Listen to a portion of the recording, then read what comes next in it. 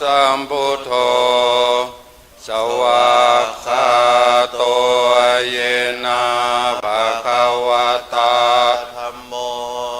สุปฏิปันโนยัสสะภะคะวะโตสาวกสังโฆธัมมายังภะคะวันตังสัทธัมมังสัสสังฆังเอเมหิสักกะเลหิยะทาละหังโลปิเตหิอภิปุชยามาสาธุโน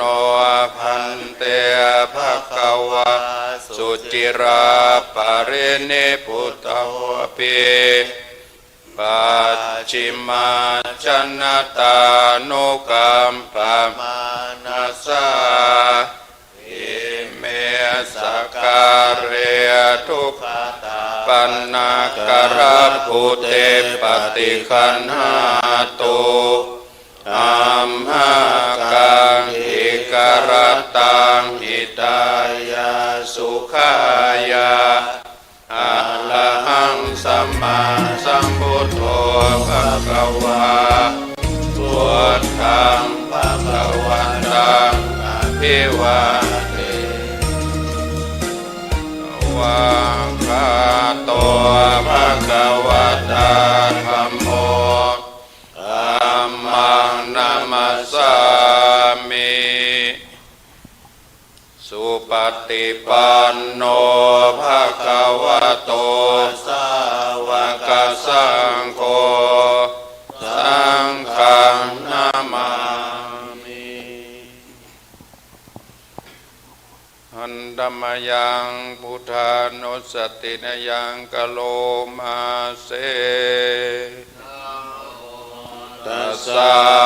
ภะคะวะโตอะระหะโตสัมมาสัมพุทธัสสะนะโมตัสสะภะคะวะโตอะระหะโตสัมมา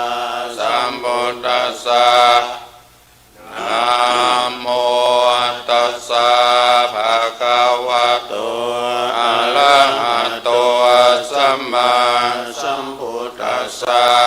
อันธัมมยังพุทธาภิตุติงกโรมาเสโยโสตถาคตโตอะระหังสัมมาสัมพุทโธเวชา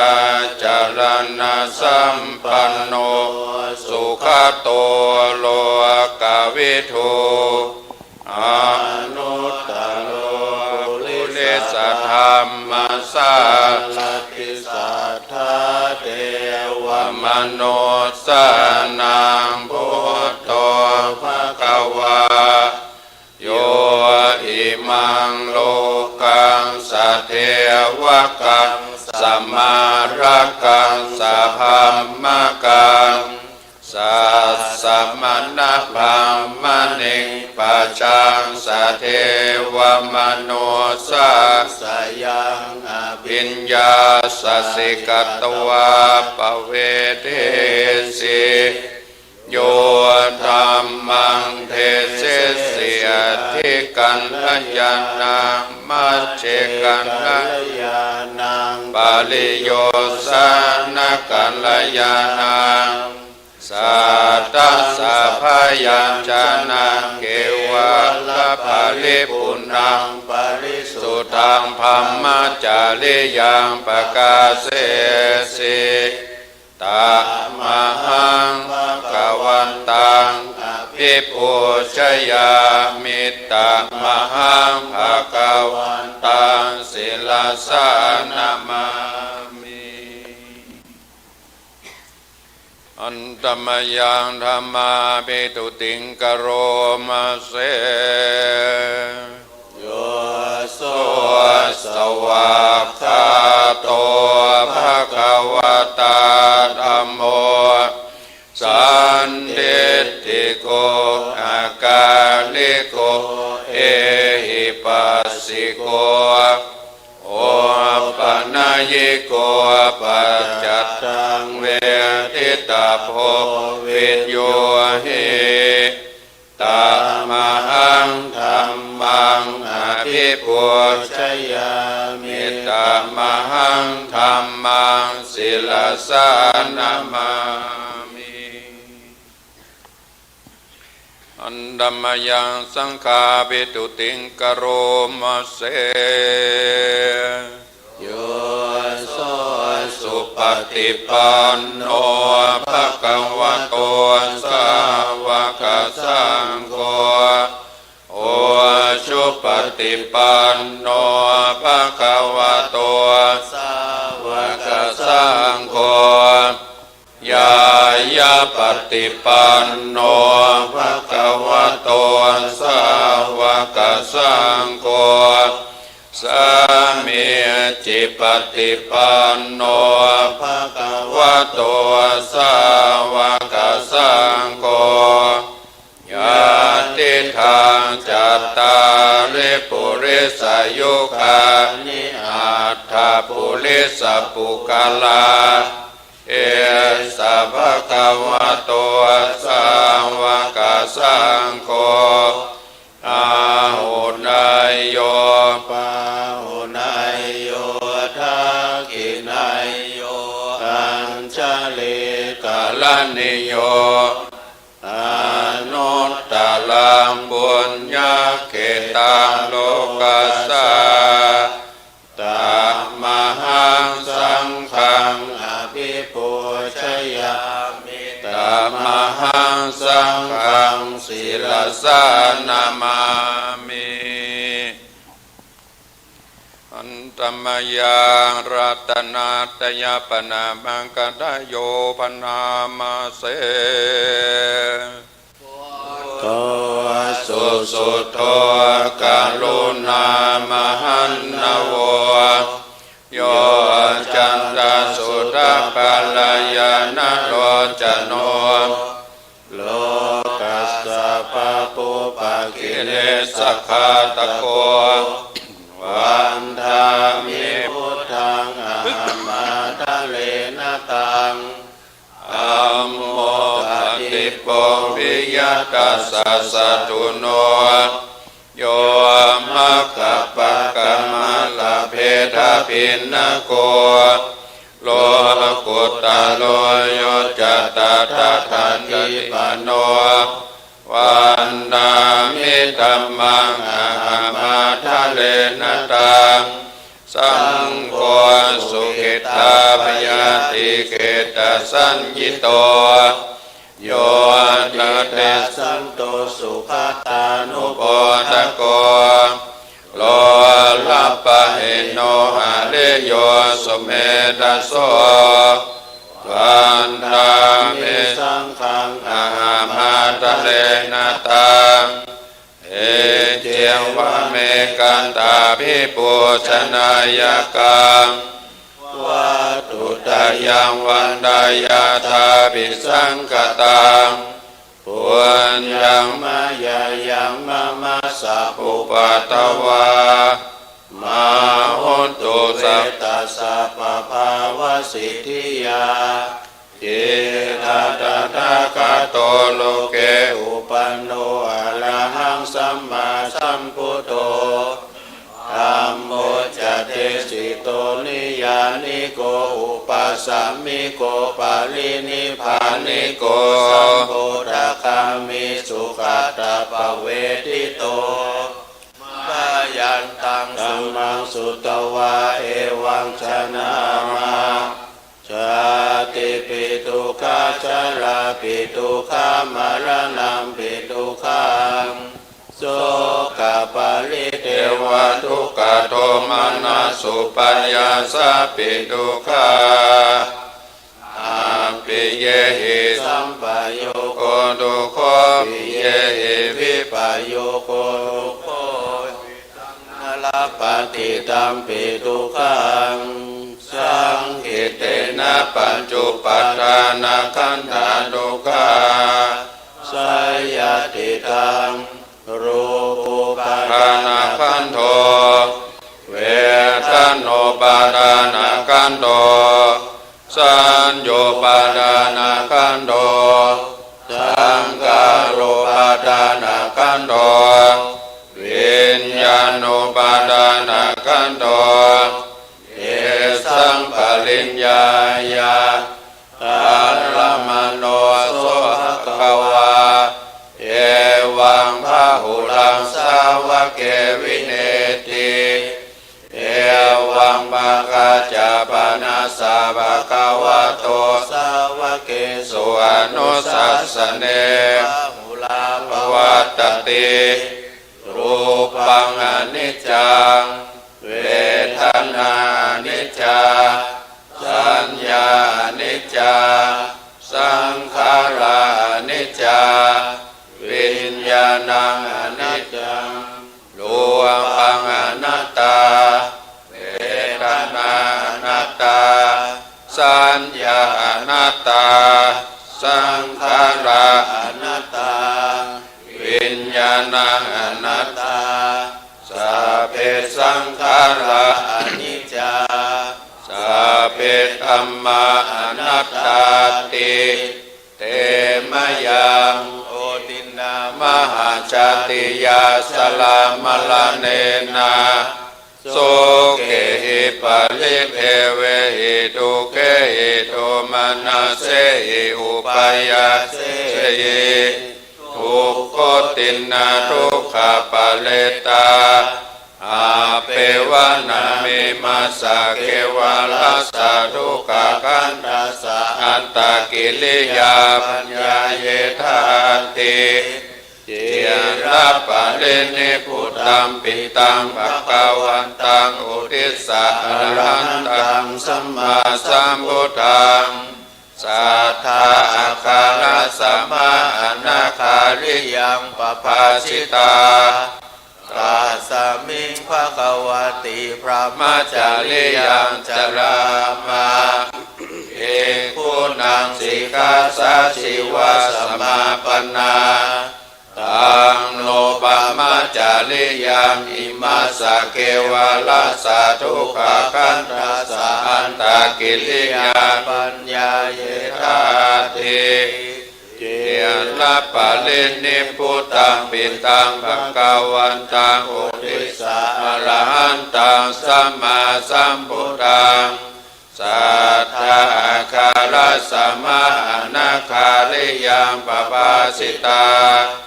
ตัสสมิงภควติปมัจจาริยังจลามาเอกุณังสิกขาสัจฉิวะสมาปนาตังโนปรมัจจาริยังอิมัสสะเกวะลัสสะทุกขขันธัสสะอันตกิริยายะสังวัฏตุติอันดัมมายังตังกนิกาปัจจเวกนาปัทังปนามาเสปฏิสังขโยนิโสจิวารัมปฏิเสวามิยาวะเทวะสิตัสสะปฏิฆาตายาปุณหัสสะปฏิฆาตายา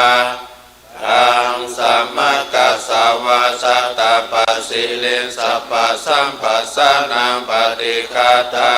ยายา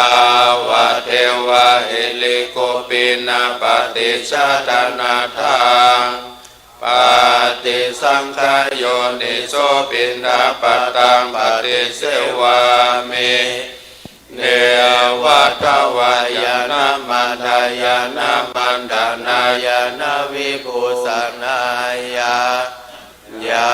วะเทวะอิมัสสะกายาสัทธิติยายาปานายาวิหิสุปาลติยาพระมัจจาริยานุขหา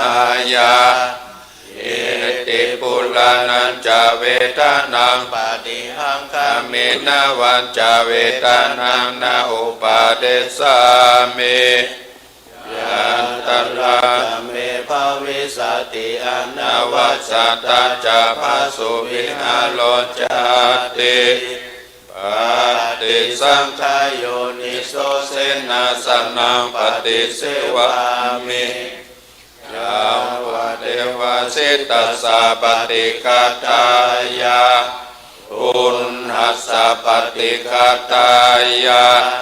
ขังสัมมากัสสวาจตาปัสสิลิงสัพพะสัมปัสสนังปฏิฆาตายะยา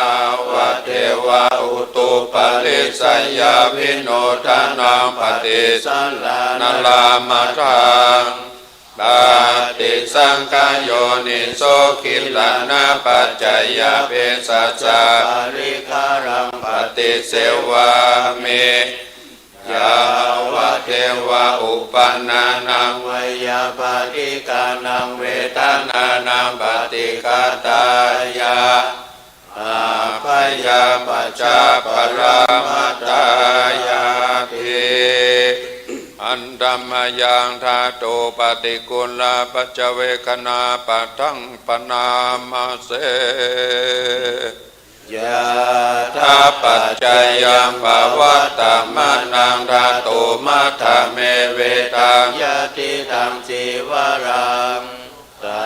ตุปปุจจโกจะปุคันโลธาตุมัทธโกนิสันโตนิจิโวสุญโยสัพพะนิปานาอิมานิจิวารานิอาชิกุชานิยานิอิมังปุติกายังปัตตวาติวิยาชิกุชานิยานิชายันติยาถาปัจจยังภวัตตมานังธาตุมัตตเมเวตังยะติตังปินดาปโตธาตุปปุจจโกจะปุคันโลธาตุมัทธโกนิสัตโตนิจิโวสุญโยสัพพปันนายังวินดาปโตอาชิกุจานิโยอิมังปุติปัตตวาติวิยาชิกุจานิโยชายันติยะถาปัจจยังภวัตตมานังธาตุมัตตเมเวตังยะติตังเสนาสนังธาตุปปุจจโกจะปุคะโลธาตุมัตตโกนิสัตโตนิจิโวสุญโยสัพพะนิปานาอิมานิเสนาสนานิอาชิกุจานิยานิอิมังปุติกายังปัตตวาติวิยาชิกุจานิยานิจายันติยะถาปัจจยังภวัตตมานังธาตุมัตตเมเวตังยะติตังกิลานาปัจจยาเภสัสสะปาริคาโลธาตุปปุจจโกจะปุคะโลธาตุมัตตโกนิสัตโตนิจิโวสุญโยสัพพปันนายังคิลานาปัจจยาเภสัสสะปาริคาโลอาชิกุจานิโยอิมังปุติกายังปัตตวาติวิยาชิกุจานิยานิยันติ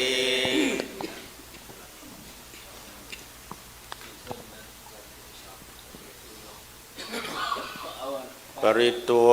นาเมตังสเมตตาปทันตาอวิกิตาจิตตาปริตังพนันตุสักเคกะเมจลุเปกิลิสิกาลตาเตจันตาริเควิมาเนทิเปลาเตจักะเมตลุวานาคาหเนเคหะปัตตุมิเขเตภุมมาจายันตุเทวาจลาตลาวิสเมยากะกันทปนาคาติทันตาสันติเกยังมุนิวาลวัจนังสาธาวเมสุนันตุธรรมสวรกาโลอายัมปทันตาธรรมสวรกาโลอายัมปทันตาธรรมสวนาคาโลอายัมปทันตานะโมตัสสะภะคะวะโตอะระหะโตสัมมาสัมพุทธัสสะนะโมตัสสะภะคะวะโตอะระหะโตสัมมาสัมพุทธัสสะนะโมตัสสะภะคะวะโตอะระหะโตสัมมาสัมพุทธัสสะพุทธัง งสารนังกัจฉามิธัมมังสารนังกัจฉามิสังฆังสารนังกัจฉามิทุติยัมปิพุทธังสารนังกัจฉามิทุติยัมปิธัมมังสารนังกัจฉามิทุติยัมปิสังฆังสารนังกัจฉามิตติยัมปิพุทธังสารนังกัจฉามิตติยัมปิธัมมังสารนังกัจฉามิตติยัมปิสังฆังสารนังกัจฉามินะโมเมสัพพะพุทธานังดาวันติสาวาลาลากาโนตันหังกาโลมหาเวโลเมตังกาโลมหายาโสสารนังกาโลโลกาหิโตติปังกาโลตินทาโลโกตัญโยจันนาปะโมโคมังกาโลปุเลสาสะโพสุมาโนสุมาโนติโลเลวะโตระติวัตโนโสภิโตคุณสัมปันโนอโนมาตัสสิจานุตโมปะตุโมโลกะปัจโจโตนาลาโตวาลาสาลาธิปะตุโมตาโลสัตตาสาโลสุเมโตอาคาปุคาโลโสจัตโตสัพพะโลกะโคปิยาดัสสินาลาสะโพอันตาดัสสิกาลุนิโกธัมมาดัสสิตโมโนโตสิทธาโตอาสัมโมโลเกติโสจาวาลาโตวะโลปุโสจาวาลาโตพุทโธวิปัสสิจานุปโมสิกิสัพพะหิโตสัตตาเวสาภูสุขทายาโกกะกุสันโดสัตตาวะโอโกนะกัมมโนลานันสะโอกัสสะโพสิลิสัมปันโนตัมโมสักกายะปุงกะโวอัตเวสติสังฆตาอิเมพุทธามะอิติกากาลุณาคุณสัมปันนาสัพพะโลกาภิปุจิตาเตทัสสะภะลาพุทธาอุตตมังกัปปุกาลาเตปิสังฆคุณาสุภิติเยอมตังปะตังเอเตพุทธาติตาจามังกาลาโหติสัพพะตาตาวิสติเมพุทเตหังวันตามิสัพพะตาเตสังญาเนนะสีเลนะขันติเมตตาภาเลนะจะเตปิโนอนุรักขันตุอโลกายเยนะสุเขนะจะอัตตวิสติเมพุทเตสารนังกะโตกะปานิสัตตาสังสานิทุกขติโสนะกัสสติอัตถวิสติพุทธปาริตานะโมอะระหะโตสัมมาสัมพุทธัสสะมะเอสิโนนะโมอุตตมะธัมมัสสะสวะกาตเสวะเตนิธานะโมมหาสังฆัสสะภิวิสุทธสิลาติติโนนะโมมัตตยารัตสาลตนาตยาสสะทุกังนะโมมากาติตัสสะตัสสะวะตุตยาสัพพินะโมกาลสัพเพเวนะวิกัจฉันตุปัตตวานะโมกาลานุภาเวนะสุวัติหุนตุสัพพทานะโมกาลสะเตเชนะวิติมิโหมิเตชะวาลาจัตโตวะโจระโตวะมนุสโตวะอมนุสโตวะอาคิโตวะอุทากโตวะปิสัจจโตวะคานุกโตวะกันดกโตวะนาคตโตวะจันนาปะทะโลกะอัสสัทธัมมะโตวะ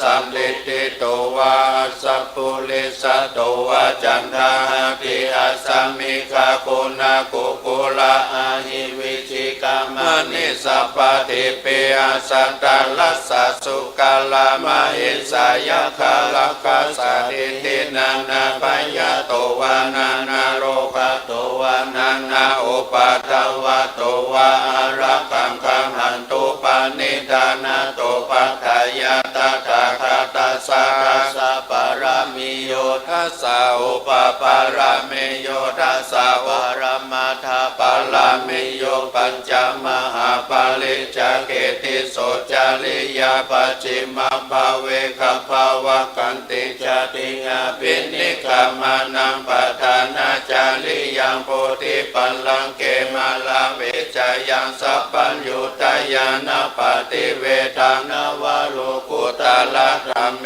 เตอัมเปปิเมพุทธคุณเนอวาสิตวเวสาลิยาติสุปกาลันตันเลสุติยามาลติงปาลิตังกาลนโตอายัสสมานันทเตโลวิยากาลุญญาจิตังอุปตาเปตวากุติสัตตาสหเสสุจักกวาเลสุเทวตายัสสนัมปฏิกันันติยัญจเวสาลิยัมปุเลโลกามนุสัตตุปิกาสัมพุตันติวิตัมปยังคิปะมันตลาตาเปสิปาลิตันตัมปนามะเหเสวนาจะปาลานังปันติตานัญจะเสวนาปูชาจะปูชนียานังเยตัมมังคารามุตตมังปะติลุปะเดสวะโสจะปุเพจังกัตตาปุญญาตาตัสสัมมาปานิติจาเอตัมมังคารามุตตมังภาหุสัจจันสสิปัญจวินัยโยจะสุสิกิโตสุภาสิตาจยาวัจจะเอตัมมังคารามุตตมังมาตาปิโตปัฏฐานังพุทธาทาลัสสะสังฆาโหอนาคุลาจักกัมมันตาเอตัมมังคารามุตตมังทานัญจาธัมมัจจาริยาจยาตกานัญจาสังฆาโหอนาวาจานิกัมมาเน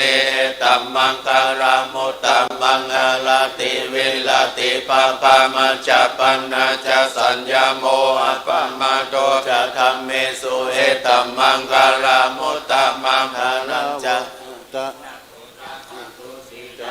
ตัญญูตากาเลนะธัมมัสสวานังเอตัมมังคารามุตตมังคันติจะโสวะสัสสะตาสัมมานานัญจะทัสสะนังกาเลนะธัมมัสสะจาเอตัมมังคารามุตตมังตะโพจะพระมจาริยัญจาเลยสัจจานาทัสสะนังนิพพานาสัจจิกิริยาจาเอตัมมังคารามุตตมังพุทธัสสะโลกัตถัมเมหิจิตังยัสสนากัมปะเตอโศกังเวราจังเกมังเอตัมมังคารามุตตมังเอตาติสานิกัตวานาสัมปันสัมปังปะลาชิตาสัพพะตาสุติกัจจันติตันเตสัมมังคารามุตตมันเตมหามังคาราสุตายังกินเจวิตังเอทาวาหุลังวาสังเกสุวายังรัตนังปานิตังนาโนสัมมาทิฏฐาทากเตนะอิตัมปิพุทเตรัตนังปานิตังเอเตนะสัจเจนะโสวัตติหุนตุขยังวิราคังอมตังปานิตังยะตัสสะกะสังกายมุนิสัมมาหิโตนะเตนะธัมเมนะสัมมาทิกินจิตัมปิธัมเมอัตตนังปานิตังเอเตนะสัจเจนะสุวัตติหุนตุยัมพุทธเสโทปาลิวันดาเยสุจินสัมมาทิมานันตาลิกัญญามาหุสัมมาทินาเตนะสัมโมนาวิจติธัมปิธัมเมรัตนังปานิตังเอเตนะสัจเจนะสุวัตติหุนตุเยปุคาลาทัสสะธัมปัสสะตาจัตตาลิเอตานิยุกานิโหติเตทังกินายาสุขตัสสะสาวกาเอเตโสทินานิมหาภาลานิธัมปิสังเกรัตนังปานิตังเอเตนะสัจเจนะสุวัตติหุนตุเยสุปยุตตามานัสสะทาระเหนะนิกามิโนโกตมัสสะสันนัมเมเตปฏิปตามัตตังเมกายหาลาธามุตานิปุติมุจจามานาหิธัมปิสังเกรัตนังปา นิตังเอเตนะสัจเจนะสุวัติโหนตุขีนังปุรานังนาวังนาติสัมภาวังวิลตาจิตตายาติเกภวัสสมิงเตกินาปิจาเวลุลาอิฉันดานิพันติเดลายะทายัมปาภิโปอิธัมปิสังเขรตานังปานิตังเอเตนะสัจเจนะสุวัติโหนตุกาลนิยามตากุสะเลนะยันตังสันตังปะตังอภิสัมเมจาสะโกโจจาสุโจจาสุวะโจจาสามุโตอนาติมานิสันตุสังโฆจาสุภาโลจาภาคิโจจาสันลาหุกาวุติสันติทาลิโยจานิปะโคจาภาคัมโภกุเลสุอานานุกิโทนาจักขุทังสัมมาจาเลกินจิเยนะวินยูปะเลอุปวัตโยสุขิโนวะเขมิโนหนตุสัพเพสัตตาภวันตุสุขิตาตาเยเกจิปันนาพุทธติตัสสาวะทาวาราวะอนาวะเสสาธิขาวะเยมหันตวะมัชฌิมาลัสสกานุกตุลาติทาวะเยจาติตาเยจาตุเลวะสันติอวิตุเลพุตตวะสัมภเวสีวะสัพเพสัตตาภวันตุสุขิตาตานะปะโลปะลังนิโกเปตานาติมันเยตากาตาจินังกินจิปยาโลสันนาปฏิฆะสัญญาณัญญามัญญาสาธุกามิสัยยามาตายาธานิยังพุทธังอายุสาเอกพุทธามโนราเคเอวังปิสัพพะพุทธิสุมาณสัมภาวะเยหะปาริมานาเมตัญจาสัพพะโลกัสสมิงมานาสัมภาวะเยหะปาริมานังอุตังอโตจติริยัญจาสัมปัตตังอเวลังสัมปัตตังติตัญจลังนิสินโนวาสยาโนวายาวัตสาวิกตังเมโตเอตังสัตติงอติตยาปัมมาเมตังวิหารังอิตังมโหติตินจานุปกัมมาสีลาวาทัสสะเนนะสัมปันโนกาเมโสเวนยาเกตังนาอิจตุขปัสสยังปุณณเลติติการ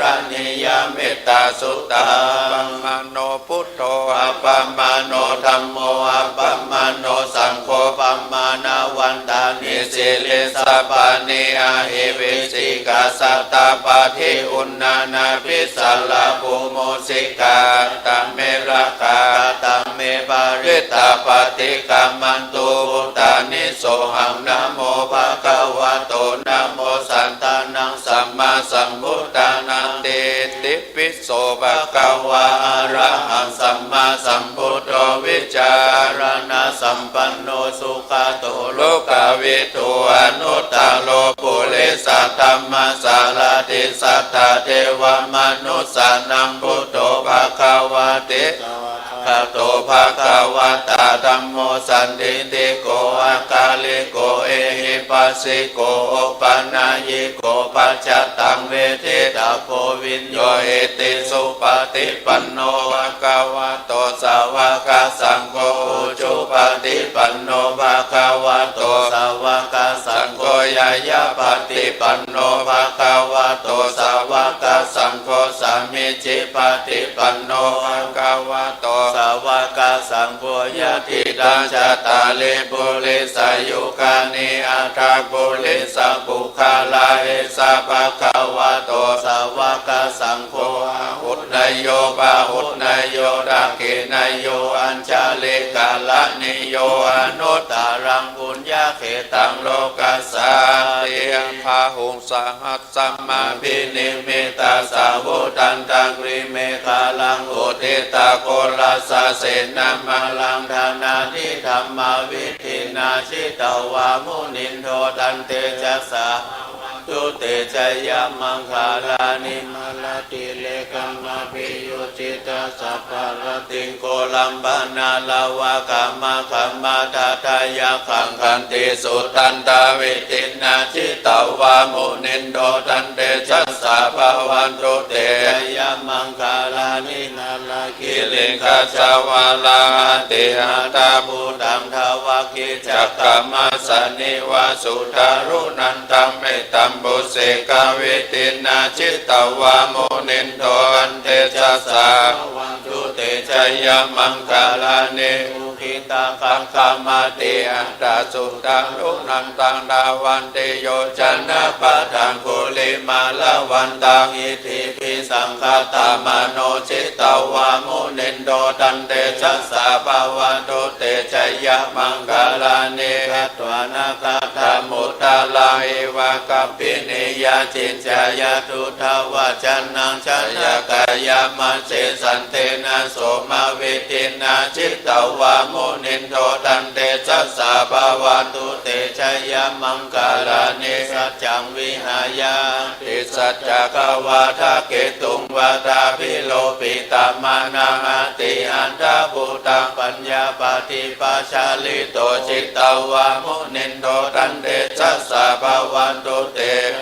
มังคาลานินันทุป ปันนันทาพุทธะกังเวพุทธังมาหิติพุทเตนะเทระพุทธะเกนะธรรมะปะยันโต อิตุปาเทสาวิตินาตวา โมนินโตตันเตจัสสะภะวันตุเตชัยยมังคาลานิ คาหาทิ อิ ฏฐิ ติพุทธะเกนะสุร ตา ตา ทังอัตถังพระมังวิสุทธิสุทธิมิติภากาภิทานังญาณาภาเทนา วิตินาจิตตวาโมนินโตตันเตจัสสะภะวันตุเตชัยยมังคาลานิ ตาภิพุทธ ทัชัยยมังคาลา อัตถคา ทา ทาย โยวาจันโนตินาตินเนสัลลเตมะตันติหิตวานั เอง กาวิเวทานิ นิจุปัฏฐวานิโมกขังสุขังอาเท กามายาน โรสัพพัญโย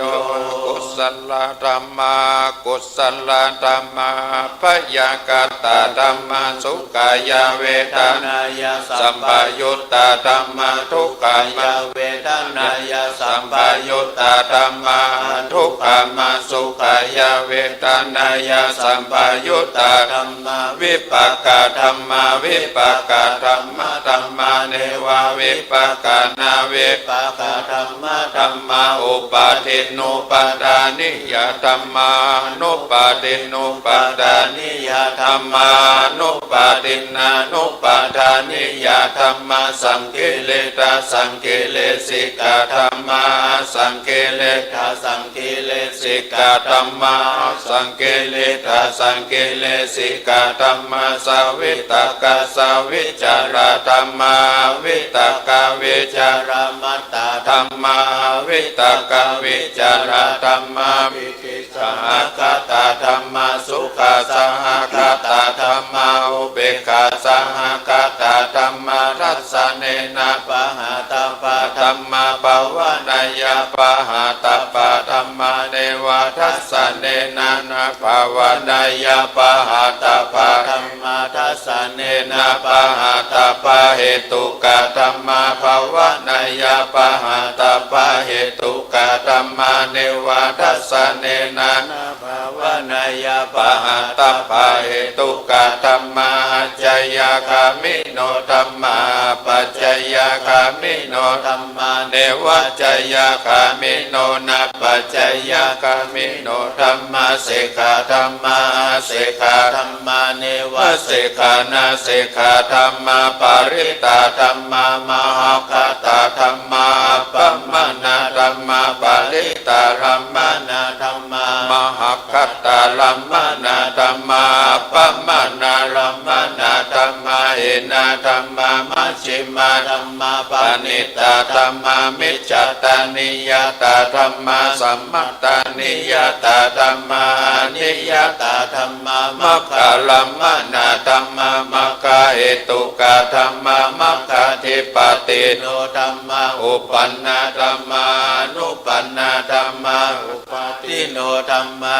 ติตาธัมมาอนาคตาธัมมาปัจจุปันนาธัมมาติตารัมมนาธัมมาอนาคตาธัมมา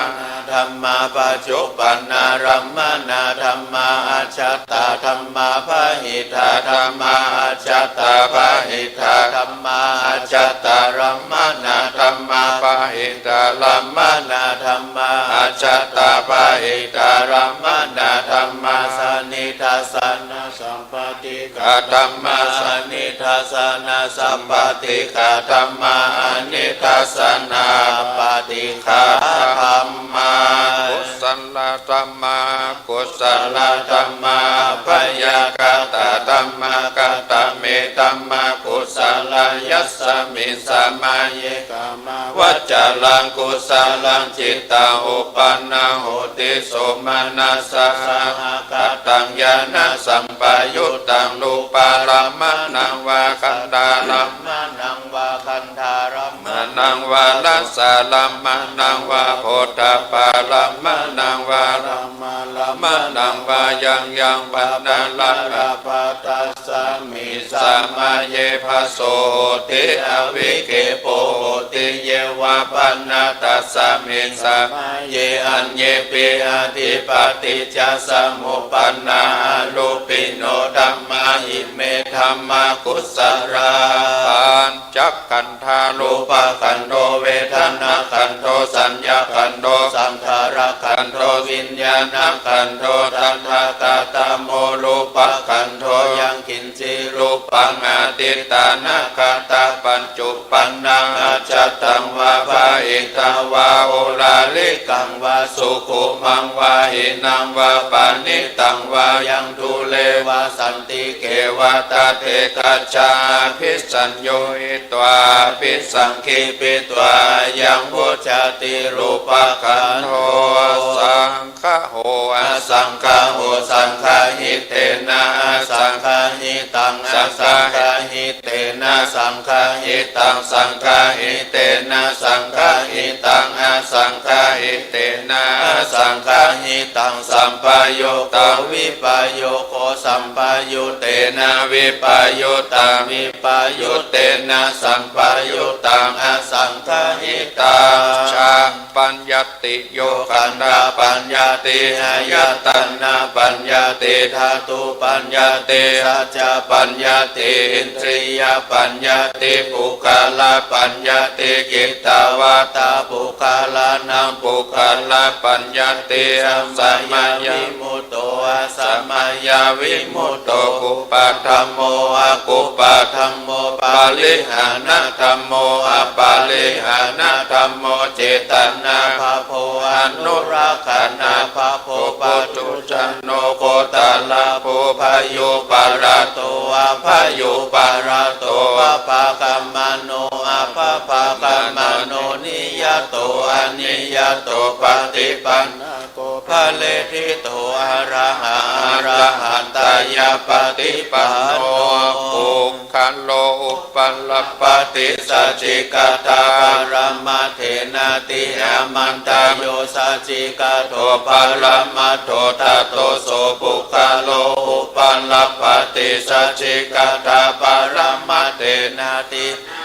วังวาตาเพอาชานาหินิคาหังหันจิปุคาโลอุปัลลปฏิสัจจิกโตปรมัตเถนะเตนะวัตตาเลวัตตาเพโยสัจจิกโตปรมัตโตตัตโตโสปุคาโลอุปัลลปฏิสัจจิกตาปรมัตเถนะติมิจฉาเอเกจิกุศลธรรมสัพเพเตกุศลมูลาเยวะปันนากุศลมูลาสัพเพเตธัมมากุศลาเยเกจิกุศลธรรมสัพเพเตกุศลมูเลนะเอกมูลาเยวะปันนากุศลมูเลนะเอกมูลาสัพเพเตธัมมากุศลา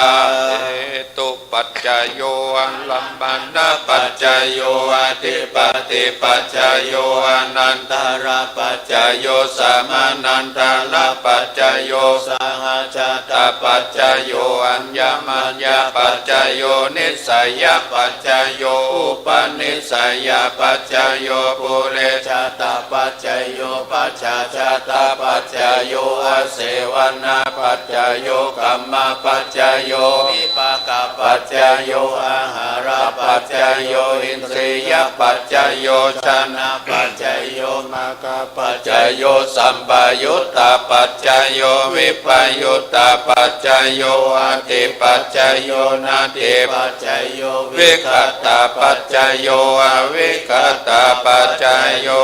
นิจจวัฏสังขาราอุปาทวายธรรมิโนอุปาจิตวานิโรจันติเตสังอุปาสโมสุโขสัพเพสัตตานารันติจามาริสุงจามาเลสาเลตาเหวะอามาเลสามินาทิเม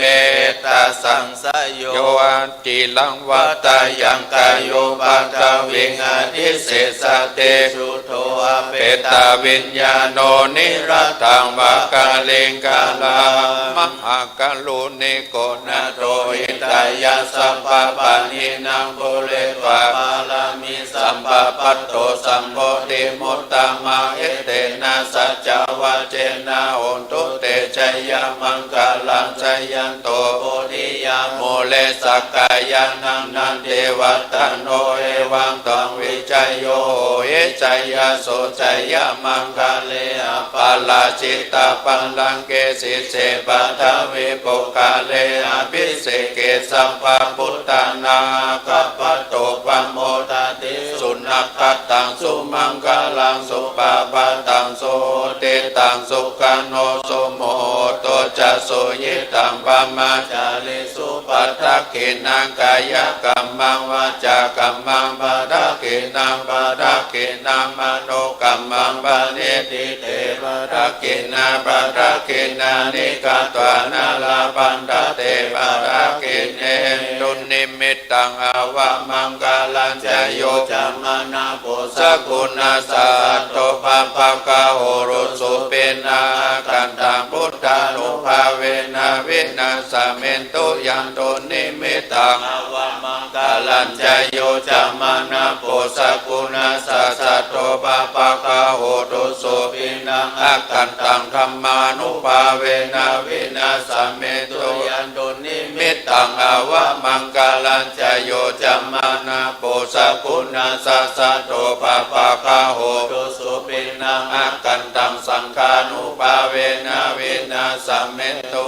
ติเมสัลลานังอัญญังพุทโธเมสัลลานังวรังเอเตนะสัจวะเจนะโหตุเตชัยมังคลังนัตติเมสัลลานังอัญญังธัมโมเมสัลลานังวรังเอเตนะสัจวะเจนะโหตุเตชัยมังคลังนัตติเมสัลลานังอัญญังสังโฆเมสัลลานังวรังเอเตนะสัจวะเจนะโหตุเตชัยมังคลังกินจิลตานังโลเกวิจติวิวิตังบุตุรัตานังพุทธะสัมมังนาทิตัสสะมาสุติภาวันตุเตยังกินจิรตานังโลเกวิจติวิวิตังบุตุรัตานังธัมมังสัมมังนาทิตัสสะมาสุติภาวันตุเตยังกินจิรตานังโลเกวิจติวิวิตังบุตุรัตานังสังฆาสัมมังนาทิตัสสะมาสุติภาวันตุเตสักกัตตวบุตตรัตนาโอสัตตังอุตตมังวารังอิตังเทวมนุสสานังพุทธเตเชนะสุตินานาสันตุปัตตวาสัพเพทุกขาวุปัสสะเมนตุเตสักกัตตวธัมมารัตนาโอสัตตังอุตตมังวารังปริตาอุปัสสะมานังธัมมะเตเชนะสุตินานาสันตุปัตตวาสัพเพ พยาอุปสัมเมนตุเตสักขะตวาสังฆรัตนาโอสาดาอุตมังวารังอาหูนยังปะหูนยังสังฆเตเจนะโสเตนะนะสันตุปัตถวาเพโรกาอุปสัมเมนตุเตทุกขปัตตาชนิตุกาปยาปัตตาชนิพยาโสกปัตตาชนิโสกาโอนโตสัพเพปิปานิโนเอตาวะตาตาจะอัมเหหิสัมปะตังบุญญาสัมปะตังสัพเพเทวานุโมทันตุสัพพะสัมปติสิทธิยาทานังทันตุสัตตายาสีลังรักขันตุสัพพะตาภาวนาภิลัตตาโอนโตขัจฉันตุเทวตาคตาสัพเพพุทธาพลังปัตตาปัจเจกานันจะยังพลังอรหันตานันจะเตเจนะละกังทิสัพพะโสสุโขพุทธานังอุปโตสุขัสสะธัมมะเตสนะสุขสังฆัสสะสัมมาเกสัมมาคานังทัพโพสุโภคติโยเสโตสันเนตัสสัมมิงเยโคตัปปติจายโนเวจาจารณะสัมปันโน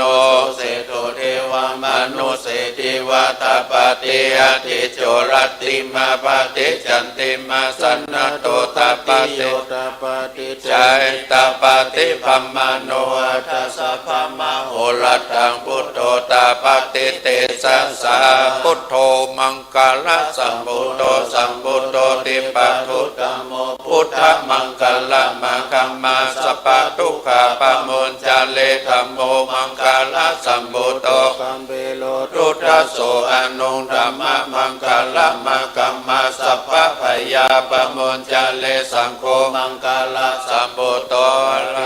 กินายโยอนุตตโลสังฆมังคละมังคัมมาสัพพะโลกาปะมุญจาเลอโรคยาปะละมาลาปะสันตุติปะละมังทานาวิสัสสะปะระมายาตินิพพานังปะระมังสุขังนิมนต์นั่งสมาธิ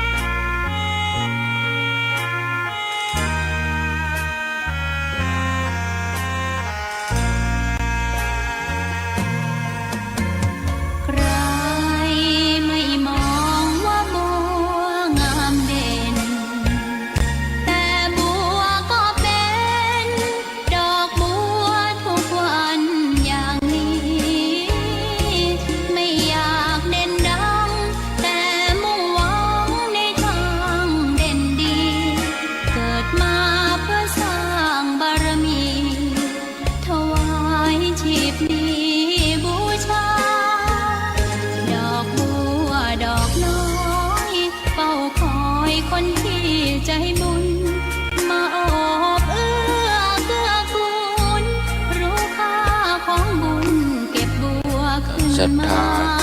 อยู่ในความสงบคำเดียวเลิกเดียวถ้าเพิ่นออกสมาธิก็ยะการเพิ่นกำลังทำสมาธิก็จะไปยะอย่างเตื้ออยากดักไว้ก่อนเดี๋ยวถ้าเพิ่นอีตังหยาดน้ำก็ค่อยทำงานเต็มที่พระสงฆ์เพิ่นทำสมาธิเวลาบัดใจเมินศรัทธาอยู่ตั้งเหนือตั้งใต้พวกก็รีเสียงลงน้อยเป็นรบกวนพระสงฆ์จะเป็นบาปเป็นกรรมเด้อสงบจะกรรมก่อนเอาเคารพเพิ่นครูบาอาจารย์เพื่อกำลังปฏิบัติธรรมสกรรมก็ยากการถ้าจะทำงานก็เอามือทำงานจะไปเอาปากทำงานมันรบกวนทุกเจ้าเนอะถ้ารถเครื่องถ้ามาก็จะไปเอามาไก่ตรงนี้คนที่อยู่ปากประตูก็เกิดไว้ก่อนเอาจอดทางนอกแล้วก็ยูมาเอาไปขี่รถไก่ทางนี้เตื้อเพิ่นปฏิบัติธรรมอยู่เนอะศรัทธา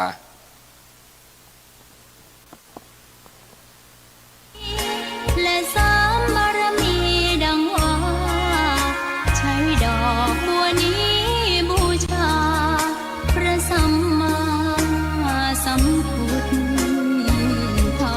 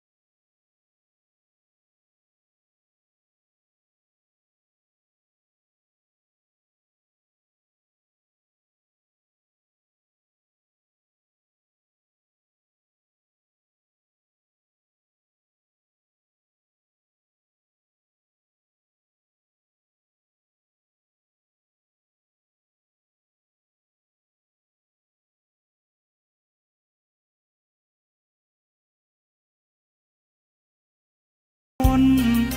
โดนเขาแล้วหรือนี่ใจเริ่มเต้นทีคงอยากลองดีพระไม้เสียงกิ่งไม้หักพังตื่นผวังใจวิตกคว้าพระคำแนบอกรีบหยิบยกขึ้นมาไหว้คำหลวงพ่อเคยสอนเห็นภาพหลอนให้จำไว้เห็นผีเมื่อไรไม่ใช่ใครใจเราเองสัพเพสัตตาแผ่เมตตาให้เจ้ากรรมฝึกฝนพระธรรมแม้ชีวายไม่ยอมเกรงมันเพียรภาวนาพระวินัยครัดเคร่งให้ตัวเราเองผ่านพ้นเวรเคราะห์กรรม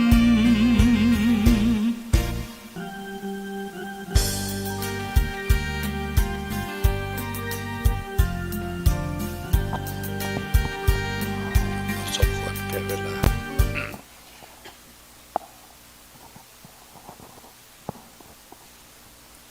สัพเพสัตตาสัตว์ทั้งหลายทั้งปวง สัตว์ทั้งหลายทั้งปวง ที่เป็นเพื่อนทุกข์ ที่เป็นเพื่อนทุกข์ เกิดแก่เจ็บตาย เกิดแก่เจ็บตาย ด้วยกันทั้งหมดทั้งสิ้น ด้วยกันทั้งหมดทั้งสิ้น เอาเวลา เอาเวลา จงเป็น เป็นสุขเป็นสุขเถิดจงเป็นสุขเป็นสุขเถิดอย่าได้มีเวรแก่กันและกันเลยอย่าได้มีเวรแก่กันและกันเลยอาพยาปชาพยาปชาจงเป็นสุขเป็นสุขเถิดเป็นสุขเป็นสุขเถิดอย่าได้มีความเบียดเบียนซึ่งกันและกันเลยอย่าได้มีความเบียดเบียนซึ่งกันและกันเลยอาเนคาจงเป็นสุขเป็นสุขเถิดเป็นสุขเป็นสุขเถิดอย่าได้มีความทุกข์กายทุกข์ใจเลยอย่าได้มีความทุกข์กายทุกข์ใจเลยสุขีอัตตานังปริหารันโตสุขีอัตตานังปริหารันโตจงมีสุขรักษาตนให้พ้นจากทุกภัยทั้งหมดทั้งสิ้นเถิดรักษาตนให้พ้นจากทุกภัยทั้งหมดทั้งสิ้นเถิดยังกินจีกุศลังกัมมังยังกินจีกุศลังกัมมังกรรมใดที่เป็นกุศลกรรมใดที่เป็นกุศลอันใดอันหนึ่งที่ข้าพเจ้าได้กระทำแล้วนี้ที่ข้าพเจ้าได้กระทำแล้วนี้จงมีส่วนแด่ท่านผู้มีคุณทั้งหลายจงมีส่วนแด่ท่านผู้มีคุณทั้งหลายมีมารดาบิดาเป็นต้นมีมารดาบิดาเป็นต้นตลอดจนถึงสัตว์เหล่าอื่นซึ่งเป็นเพื่อนเกิดแก่เจ็บตายซึ่งเป็นเพื่อนเกิดแก่เจ็บตายด้วยกันทั้งหมดทั้งสิ้นด้วยกันทั้งหมดทั้งสิ้นขอให้ท่านทั้งหลายขอให้ท่านทั้งหลายจงได้รับซึ่งส่วนกุศลจงได้รับซึ่งส่วนกุศลที่ข้าพเจ้าได้อุทิศถึงนี้เถิดที่ข้าพเจ้าได้อุทิศถึงนี้เถิดข้าพเจ้าขอตั้งสัจจะอธิษฐานขออนุภาพแห่งบุญกุศลที่ข้าพเจ้าได้กระทำแล้วนี้จงเป็นพลวะปัจจัยเป็นนิสัยตามทรงให้เกิดปัญญาญาณทั้งชาตินี้และชาติหน้าตลอดชาติอย่างยิ่งจนถึงความพ้นทุกข์คือพระนิพพานด้วยเถิดอิตังตานากัมมังนิพพานาปัจจโยโหตุโนนิจังอิตังศีลกัมมังนิพพานาปัจจโยโหตุโนนิจังอิตังภาวนากัมมังนิพพานาปัจจโยโหตุโนนิจังยังเกณฑ์เจโกสาลังกัตตาปังกัมมังสัมเพกเตหิกตังปุญญังโนอนุโมดันโตโสนันโตพนโตเอเตวะสมิงทาเนอธิกาตาธิกายุกัสสัทธาโหนตุสัพพสัตตานังสุขีอัตตานังปะริหารันตุมาตาปิตาสุขิตาโหนตุตุกาปามนจันตุสัพเพยติกาสุขิตาโหนตุตุกาปามุนจันตุสัพเพยติกาสุขิตาโหนตุตุกาปามุนจันตุสัพเพปิสัสสัพเพยังคาสัพเพเปตาสุขิตาโหนตุตุกาปามุนจันตุสัพเพนาคตาสุขิตาโหนตุตุกาปามุนจันตุสัพเพเทวาสุขิตาโหนตุตุกาปามุนจันตุสัพเพอาจาเลโยปัจจายาสุขิตาโหนตุตุกาปามุนจันตุสัพพสัมปตินังสามิจันตุโววันตาเมพุทธังสัพพเมโตสังฆมาทาเมพันเตวันตามิธัมมังสัพพเมโตสังฆมาทาเมพันเตวันตามิสังฆังสัพพเมโตสังฆมาทาเมพันเตวันตาเมกาโล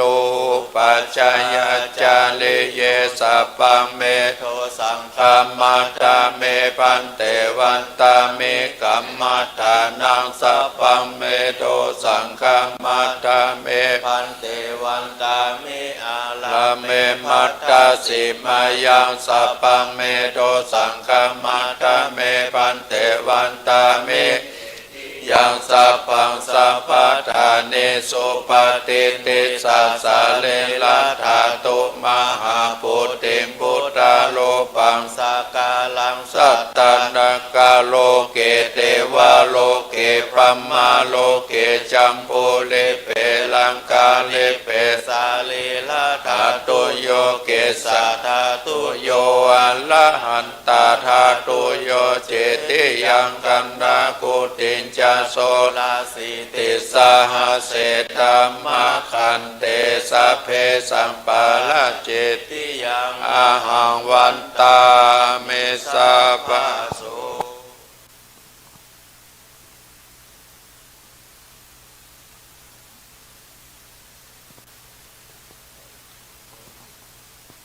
มันตามิพันเตสัพพังอปาลตังกามาธาเมพันเตปุญญังสามินาอนุโมทิตาปังสามินากตังปุญญังไมหังตาปังภวะติวัตนะสิริสเนจังพุทธาปัจจายโนจตตารโลธรรมาวัฏันติอายุวโนสุขังภาลังสาธุสาธุ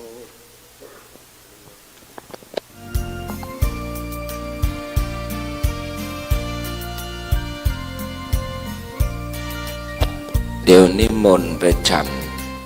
ข้าวต้มที่ตั้งข้างนี่นะครับแล้วก็7 โมง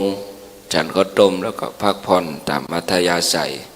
7 โมงก็นิมนต์เอาบาตรมาในศาลาครูบาอาจารย์ที่เป็นเจ้าอาวาสหรือว่ามาแทนเจ้าอาวาสครูบาสังฆอาจารย์ก็นิมนต์นั่งทั้งเพศนะครับสัก10 ตนเนาะฟังเพศที่เหลือนี่เน้นจะบ่มีที่นั่งเน้นก็10 กว่าตนเนาะนิมนต์เลยครับเอาโฆษกว่าเต็มที่ศรัทธาก็จัดยังก็เต็มที่เอาอู้ได้แบบนี้ว่าได้อู้ได้เต็มที่กะลำนั่นแจกไปเลยเนอะเอาไปแปรรูปมาที่บัแจกตะว่าคือว่ากลัวมันปิกมาวันนี้ วันนี้ไผ่ใครได้กะลำก็เอาไปเลยเนอะอนุญาตเนอะเป็นบาปเป็นกรรมอย่างนั้นเอาไปเลยแล้วก็เอากาบเอาอย่างมันเพี้ยวทางนั้นเนอะมันเป่งจะได้เป็นที่อยู่กะลำถ้ามาเจ้านี่มาเสี่ยงก็เอาแจกมาขำบุแถมไปใครได้ก็เอาไปเนอะกะลำจากพุทธสีคีรีบนดอยขุนแปะเอาไปที่จะทำงานครูบาอาจารย์ก็ฉันแล้วก็นิมนต์มาเป็นตนเมตตาปันปอนขันเข้ากับเตศธรรมกันแหละครับเกาใบไปใบก็พอแล้วเนาะศรัทธาจะตันหันเข้าจะตันธรรมก็พุ่นที่ตุลุงพุ่นเด้อนิมนต์เลยครับเช็ค1 2เมื่อเจ้ามามีอะไรมาด้วยเจ้าเจ้าจะเอาแต่สุขสนุกฉะไหนมามือเปล่าแล้วจะเอาอะไรไปเจ้าก็ไปมือเปล่าเหมือนเจ้ามาก็ขอโอกาสกับครูบาอาจารย์นะครับเด้อไหว้สาบารมีธรรมหลวงพ่อเจ้าคณะตำบลแล้วก็ครูบาอาจารย์กุศลกุองค์ด้วยความเคารพนะครับเด้อเจริญพรกับศรัทธาสาธุชนญาติโยมทั้งหลายก่อนอื่นนั้นผู้ที่มีชื่อที่อันจะมาเขียนชื่อนี่ก็มานี่กันด้วยเพราะว่าที่นี่มีไปเขียนชื่อเพื่อจะมาทำบุญกันเจ้านี้เป็นเจ้าแรกเน้อศรัทธาญาติโยมทั้งหลายหลังจากที่ครูบาอาจารย์ได้สวดมนต์ทำวัดเป็นที่เรียบร้อยตอนนี้เปิ้นฮับข้าวต้มศรัทธาญาติโยมเฮาก็จองขันข้าวไว้ก่อนเด้อ ประหยัดทานขันข้าวปูจาข้าวสารก็เดียวคณะกรรมการไอ้ดวงเข้ามาตอนนี้ ไป ไปมีซองที่คือประกาศก็เอามาได้ไปจะร่วมบุญกุศลจะเป็นเจ้าภาพเจ้าศรัทธาปูจาข้าวสารนี่ปูจา10,000จะให้10 ลิตรเนอะเดี๋ยวจดเขียนจดชื่อค่ำคืนนี้ก็จะเป็นคืนสุดท้ายแล้วศรัทธาญาติโยมทั้งหลายเตจะบุญกุศลที่คณะศรัทธาญาติโยมคึกคักแต่เมื่อเจ้านี่คนนักคนหลายทุกพี่จุนมาเพ่มาอยู่ด้วยกันเพ่รับสัญญาณศรัทธาญาติโยมโอ้อันนี้เพิ่นจะทำบุญก็เชิญกันได้ไปจะจิบน้ำยาก็ทำปุ้นนึกโอ้แต่คืนแล้วขายดีขนาดน้ำยาต้มสมุนไพร มีตัวยาพุทต้มม้ากระทืบโลง2 เท่าลากจางดุตัวยามันขี้เปียลู่ฟ้อน มาตั้งพุทธกาลำปางบุญญาตั้งอาจารย์มหาสมชาติเอามาด้วยโอ้ป้นแหกหมานแล้วเฮ้ยอันนี้แม่ของน้องเจเจลูกมาไหมเอาฐานป้นนานป้นจันมาตะเบะเนาะแต่ไอ้ดวงแล้วก็มีเพิ่มเติมอันนี้นะแม่มอยโพธิแต่ตานขันเข้าไปหาพ่อแก้วโพธิอุ้ยหมูตัวยอุ้ยใจตัวยโพธิอุ้ยดีอุ้ยพุทธคำเศษเนอะพี่น้องบ้านดอยหล่อจำนวน100 บาทนี่ตานหาคน1ก็ยังคน1ก็เขาลู่กัน เลยแบ่งสรรปันส่วนเอาผ่านมานี่เนาะอันนี้นายจีกันเนาะนายจีนางสมตุนตามเชื้อเนี่ยพี่น้องดอยหล่อห่วมทำบุญแถม50 บาทเด้อเอามาแถมปูจาตุงเด้อนะโยมเด้อปูจาตุงนี่ก็ชุด100 บาทนะ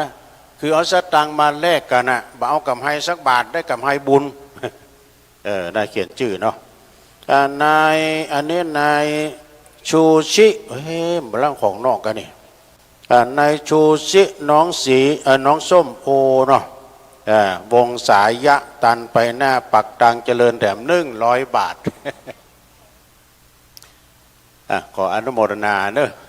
กับสายทางบุญปุ้นเลยเนอะศรัทธาก็จองขันข้าวไว้ก่อนเพราะว่าตอนนี้ครูบาอาจารย์เปิ้นไปฮับข้าวต้มอยู่เนาะจังหันข้าวต้มลูกเนนก็ช่วยกันเนอะไปกินข้าวต้มก่อนเน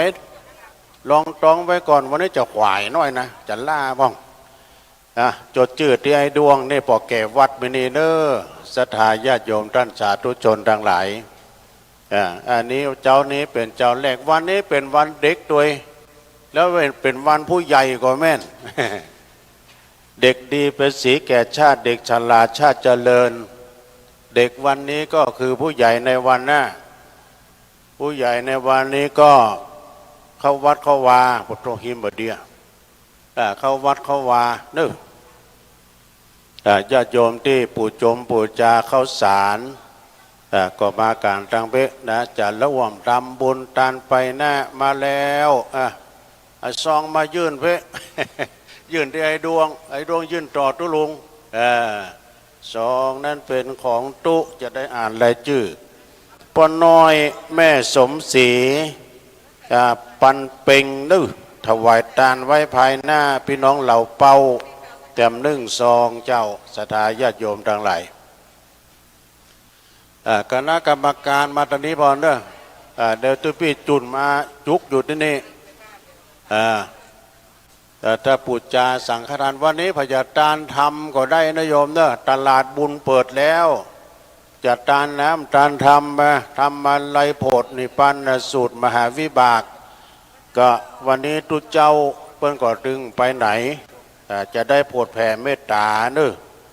กับศรัทธาญาติโยมนะทางงานการเทศก็มาปูจาเนี่ยตุเจ้าก็มาปูจาปูเจ้าไม่ใช่ปูจานิมนต์เนี่ยนะเปิ้นดึงไปไหน เทศแล้วก็ดึงออกไปแต่เอาหอมกันเนี่ยเนอะศรัทธาญาติโยมทั้งหลายในโอกาสในตอนนี้สถานะบุญเรากำลังจดเอาลายหมายเอาชื่อ เอามาแล้วอันนี้หมายมีป้อนนามไหมเนาะป้อนนามแม่เอื้องคำโอ้เอื้องคำจ้างซอนั่นเนาะ คำสันทรายร่วมรำบุญพี่น้องบ้านเจริญหน่อยนี่แหละร่วมรำบุญมา1,000 บาทสาธุเนอบุญรักษากรรมจูไปปูจาขันเข้าทำบุญนะโยมนึกไอเขียนจันแรงเหียเขียนจันแรงก็คือที่ถ้ายังบ่ฮู้ได้ก็คือจดหมายก้อม มาจดเอาลายหมายเอาชื่อพี่น้องจังมนทาทิพย์มาแล้วนะ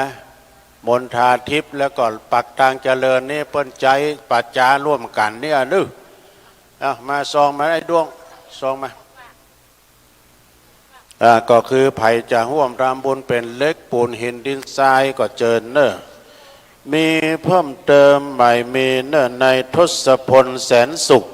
พี่น้องปักตังสามัคคีร่วมทำบุญคุณงามความดีแด่ม1 2เนอะเจ้าเนอะ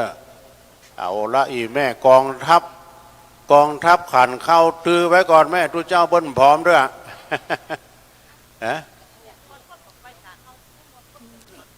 ดีกะโอ้พระคุณเจ้าที่เพิ่น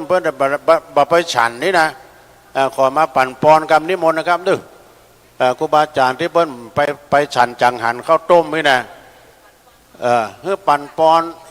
นะเดี๋ยวเพิ่นจะไปนั่งเนาะทีนี้ก็เดี๋ยวเพิ่นก็จะไปแล้วกะเบิ่นแล้วนี่ ขนาดปุจจานเขาย่อมจูด้วยวะ โอ้นี่ท่านอาจารย์เด้อครูบาปอนนะฮะเปิ้นก็ได้ปั่นปอนเนาะ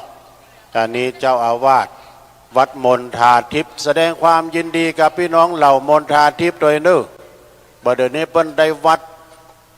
ได้เป็นวัดโดยสมบูรณ์แล้ว เปิ้นจะได้ตั้งวัดจะได้ฉลองวัดแล้วได้ชื่อวัดมาแล้วนะขอบคุณโดยตุปิเชษตอนนี้โดยเนาะเอานี่กะเอานี่ก็จูง่ายแล้วเอาอันนี้มันใกล้ดีฮะ เอาจัดแจงที่นั่งที่นั่งครูบาอาจารย์นะครับเนาะที่เพื่อจะได้ปันสินปันปอนแต่ไม่หลายที่ตุปิเชษเอาตอนนี้ต้อมดีนะมันใกล้ดีหรอเอาอย่าเกียมน้ำยานะโยมเจิญเจ้าใส่ขันสินขันสูมาใส่ขันแก้วทั้ง3ก็ตังปุณเนอใส่ขันแก้วทั้ง3กรรมเพิ่นมีนะฮะพุทโธอะระหังธัมโมปัจจตังสังโฆยะติตังแน่เอาเข้าไปดูตันใดก็ดีเอาเอากรรม2 ขันกันนี่ เมาเนอะวันนี้เมาเนอะวันนี้เป็นวันรองวันสุดท้ายแล้วก็เจ้าแรกโดยเจ้ารองสุดท้ายโดย โอ้คนนักคนหลายอาจารย์ท่านพระครูอภิวัฒนวิกรมว่าเอาวัน2 วันก็อินดูพี่น้องเจ้าบ้าน เพิ่นจะไปซ่อมว่าหากินนี่ลูกนะ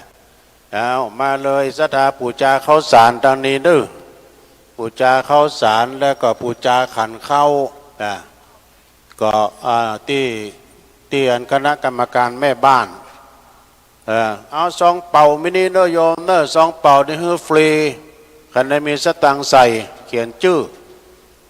ปูจาข้าวสารปูจาตุงตานเจาะตานตุงนี้อายุมั่นยืนยาวปูจาธาตุลมวาลุกะเนี่ยก็ปูจมปูจาได้สดาญาติโยมทั้งหลายญาติโยมที่ร่วมทำบุญไปแล้วก็ดีขออนุโมทนาเนอะขอให้ท่านพ้นทุกข์ในโลกสงสารขอกรรมภัยมารอย่าได้มาไกล ขอกรรมซ่อนเวรตกเหนือออกใต้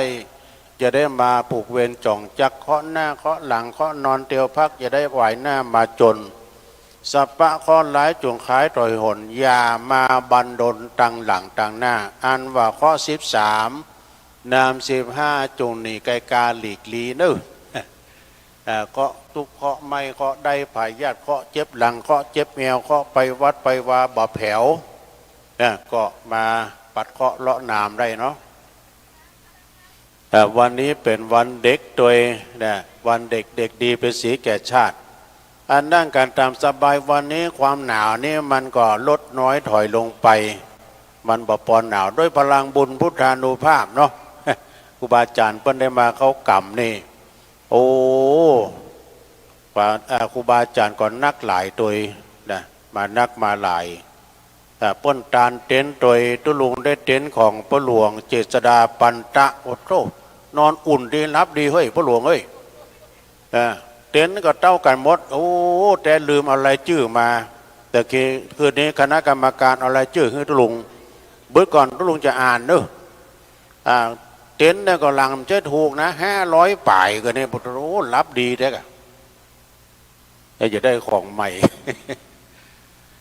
ก็มีบทโตโอ้ศรัทธาพี่น้องปากกลางเจริญนี่เปิ้นเอาคนหลังนี่จนพอเหลือนะฉะนั้นญาติโยมแต่ประกาศแต่ท่านนายกเลยนึบอกเจ้านายกอบตนะนายกขันเข้าแต่กะถ้าเปิ้นอายุวันโนสุขังพลังแล้วก็ยกปิกมานะอายุวันโนสุขังพลังสัตตังลงหีบแล้วก็เอายกขันเข้าปิกมาที่เก่าก็จะปูจาต่อเรียกว่ารีไซเคิล ปูโจมปูจากันเต้าใดก็ได้ไม่ต้องถามเนาะขันเข้าขันละ20 บาทยอดต่างหากเอา เปิดแล้วตลาดบุญนะยกมาเป็นกองทัพงูเห่าที่นี่นะแม่เอ๋ยเป็นที่สุดท้ายเนอะคนเห่าหมดลมหายใจตายแล้วไปไหนตายแล้วก็มาปาดจ้าที่นี่ละโยมตายแล้วก็มาปะกันที่นี่คนเฮาใจยากดีมีจนคนรวยคนบ่รวยเมื่อล่วงลับขันไปแล้วตายไปแล้วได้อย่าไปซักอย่างสิ่งที่ตามเฮาไปมีข่าวกับดำบาปกับบุญทั้งอันเด้อนะที่นี่และเป็นที่สุดท้ายที่สุสานปัจจาบ้านหลังสุดท้ายนะคำกลอนเปิ้นบอกว่าป่าเอ๋ยป่าช้าเป็นศาลาหลังสุดท้ายของชายหญิงมีอำนาจชาติยศปรากฏยิ่งนอนตายนิ่งให้เขาเผาเท่าเทียมกันเมื่อไม่ตายต่างมุ่งหมายกายของข้าเพราะตัณหาพาความคิดให้ผิดผันในที่สุดหยุดแค่ตายเหมือนกันอย่าหนหันดันดื้อถือดีเอ่ยนี่ยึดมันถือมันจดชื่อเข้าไปขอประกาศในหนังสือด้วยดูเปิ้นที่เปิ้นจะเขียนหนังสือนะขอมาช่วยเพราะอาจารย์เปิ้นนานเสิร์ชช่วยกันเขียนกำเนาะอันนี้มีเพิ่มเติมป้อนไลแม่บัวผินใจวงแก้วโอ้ป้อนไลนี่เปิ้นเป็นพ่อแก่วัดม่อนฤาษีเนอะปักตังสามัคคีกินตานไว้ภัยภาคหน้าจำนวนแต่100 บาทยินดีเนอะป้อนไลแล้วป้อนไลเพื่อก็ยังตานไปหาตานไว้ภัยภาคหน้าปักตังสามัคคีโดยแถม100 บาทติดตามไปด้วยนายธวัชชัยนางพิกุลใจวงแก้วพร้อมด้วยครอบครัวพี่น้องปักตังสามัคคีม่อนฤาษีก่อตานไว้ภัยภาคหน้าแถม100 บาทแล้วยังบทต่อแต่นั้นบ่ายมีนายสมานนางวัชรพรนี่ค่ะเนี่ยบุษยานะฮะก็พร้อมด้วยครอบครัวบ้านปักตังสามัคคีร่วมทำบุญสร้างห้องน้ำที่ปลดทุกข์โดยแถม100 บาทเจ้าสาธุเนอขอโมทนาสาธุการโดยแม่บัวชมนะฮะน้องเจน้องเจนกองคำมูลอันนี้เป็นแม่ของน้องเจตั้งไปหาพ่อแก้วโพธิเนิ่นแล้วก็นายสุธรรมกองคำมูลพี่น้องเราเป้าแถมจำนวน100 บาทเจ้านะน้องช่วยเขียนละช่วยเขียนป้อบอกให้เพื่อนกันน่าเจิญสรายโยม เอาละหลักขังช่วยละตุลุงจะได้สลับซับเปลี่ยนใหม่ให้กับท่านมหาสมชาติได้ประชาสัมพันธ์ไปนะฮะเจริญปอนเนอร์นิมนต์ท่านมหาครับก็ตุลุงจะได้ฉันเนอะศรัทธาพี่น้องเนาะทยอยมาให้มาหอมกันหลายผู้หลายท่านแล้วแม่แก้วพ่อแก้วแม่แก้วสุรีมณีโตปากต่างสามัคคีถวาย ถวายร่วมบุญสร้างห้องน้ำแหม100 บาทเด้อสาธุอนุโมทนาบุญกับศรัทธาญาติโยมทุกคนทุกท่านอันนี้แล้วนะเนาะโอเคสาธุมูลศรัทธาพ่อรูนแม่เงาสีจันตาวัดบนทาทิพย์ร่วมบุญกับเบื้องแหม200 บาทอนุโมทนาบุญเด้อศรัทธาพ่อรูนแม่เงาสีจันตาอุทิศไปหาพ่อมีแม่คำมาจันวังอนุโมทนาบุญโอ้นึกว่าคนทางไหน สาธุอีปอ พี่น้องหมู่เฮาเนาะสาธุเนอะสาธุอนุโมทามิอันนี้แล้วนี่อย่างตุลุงอ่านแล้วกันอ่านหล่อแหมหล่อกว่าเป็นได้อ่านอันนี้อ่านแล้ว อันนี้ก็อ่านแล้วเอาใส่ตู้เลยใส่สาธุนางบัวชมน้องเจน้องเจน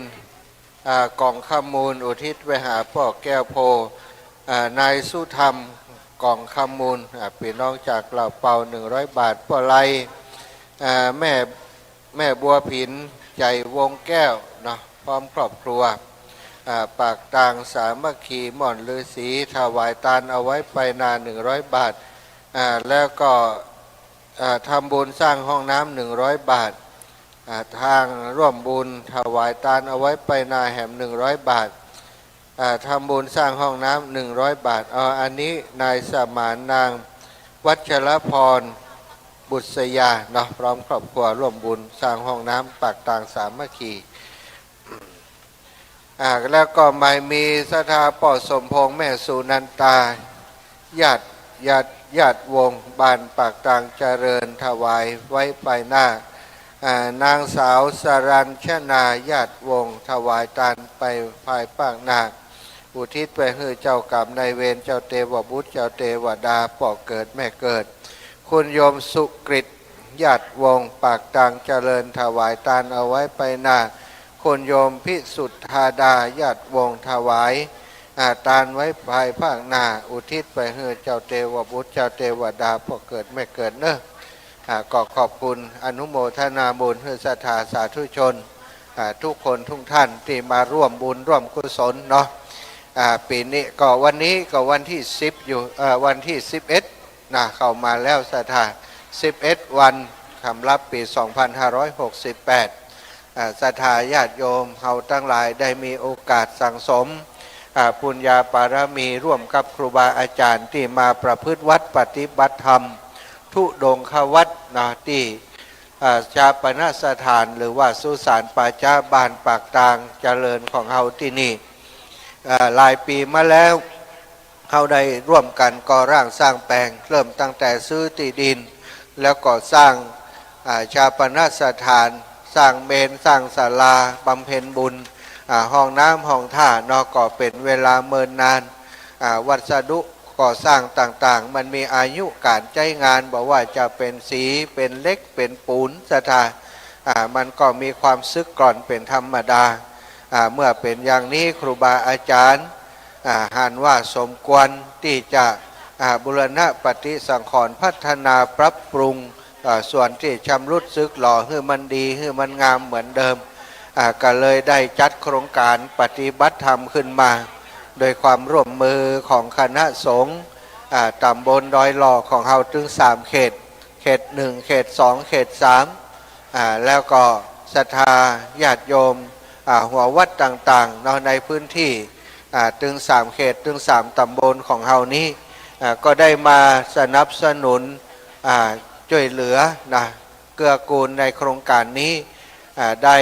มาร่วมกินร่วมทานค่ำคืนที่ผ่านมาก็ได้มารับฟังพระธรรมเทศนาที่ครูบาอาจารย์ได้นิมนต์ท่านอาจารย์ท่านพระครูเจ้าคณะตำบลยางครามได้เมตตามาแสดงพระธรรมเทศนาก็ได้สาระประโยชน์หลายอย่างหลายประการเนาะท่านนายกปกำนันท่านผู้ใหญ่ท่านผู้ช่วยผู้นำท้องที่ท้องถิ่นคหบดีเศรษฐีใจบุญนายทุนใจดีทั้งหลายก็ได้มาร่วมกันในค่ำคืนที่ผ่านมาตลอดถึงพี่น้องศรัทธาบ้านเฮาเนาะบ้านปากตางเจริญแล้วก็ค คณะศรัทธาวัดเหล่ามณฑาทิพย์พี่น้องบ้านเหล่าเป้าฝั่งตังวันตกนะวันตกกับวันออกปอดทางเพวันตกกันเนาะตกออกว่าหมูละนะตังฝั่งบ้านเฮานี่เนาะก็ได้มาร่วมกันพัฒนาที่นี่ศรัทธาจะหันป้ายขึ้นประชาสัมพันธ์หรือว่าป้ายไวนิวที่ขึ้นไว้ก็เป็นเจ้าภาพก็คือศรัทธาวัดปากตางเจริญและศรัทธาวัดเหล่ามณฑาทิพย์จากนี้ไปเขาจะได้ร่วมพัฒนาสุสานป่าช้าร่วมกันใจในเป็นประโยชน์กับสองหมู่บ้านบางเตื้อการเดินทางเนาะมันไกลมันก็ลำบากคนเฒ่าคนแก่ที่จะไปส่งสการทานข้าไปส่งศพไปสุสานป่าช้าบ่ก่อนของเฮาก็ไปไกลปัจจุบันนี้พอมีที่นี่มันก็สะดวกกับพี่น้องเจ้าบ้านตลอดถึงเอามาเก็บเข้าของต่างๆโต๊ะเก้าอี้ของใจในชุมชนของเฮาก็เอามาเก็บมาไว้ที่นี่ถ้าเฮาบ่ช่วยกันดูแลบ่ช่วยกันรักษาเนาะมันก็จะชำรุดทรุดโทรมไปใจกันบ่ได้ก็ขอบคุณกับศรัทธาสาธุชนที่เข้าอกเข้าใจครูบาอาจารย์ปาคืดปาธรรมปาสร้างก็ยะกันช่วยเหลือกันวันนี้ก็มากันแน่นหนาแล้วเนาะมากันจากหลายหมู่บ้านหลายชุมชนตะกี้ก็หันปูนแม่เลี้ยงน้ำเพชรนะแม่เลี้ยงน้ำเพชรก็อยู่ปุ่นตังใกล้ๆจะวัดอย่างก็พรมมงคลตาล้อบอกฮู้ชื่อหมู่บ้านอย่าง น่าจะเป็นปากทางสามัคคีแถวนั้นหลวงป่าหวายเนาะก็ได้มาเนอะ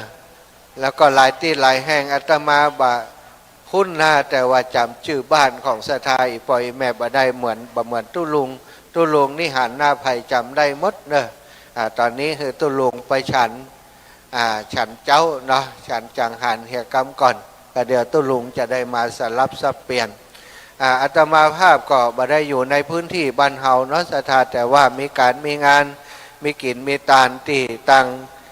ปากตังเจริญก็ดีเหล่ามณฑาทิพย์แล้วก็พรหมมงคลตาล้อซึ่งครูบาอาจารย์ไปประจำไปพัฒนาอยู่ก็ได้ไปร่วมงานกับเปิ้นตลอดก็มาพบมาปะกับศรัทธาพี่น้องบ่อยเหมือนกันจนบางคนว่าอยู่วัดไหนนะเปิ้นนึกว่าอยู่แถวดอยหล่อบ่ได้อยู่แถวนี้เนอะอยู่ลำปางแต่มาช่วยงานครูบาอาจารย์เจริญปอนเนอะศรัทธาญาติโยมมาให้มาหอมเพิ่มเติมเนาะไผ่จะตานขันเข้าเนอะศรัทธาครูบาอาจารย์เปิ้นนั่งประจำอยู่ที่ตั้งหน้าพุ่นเนอะไปตานที่พุ่นก็ได้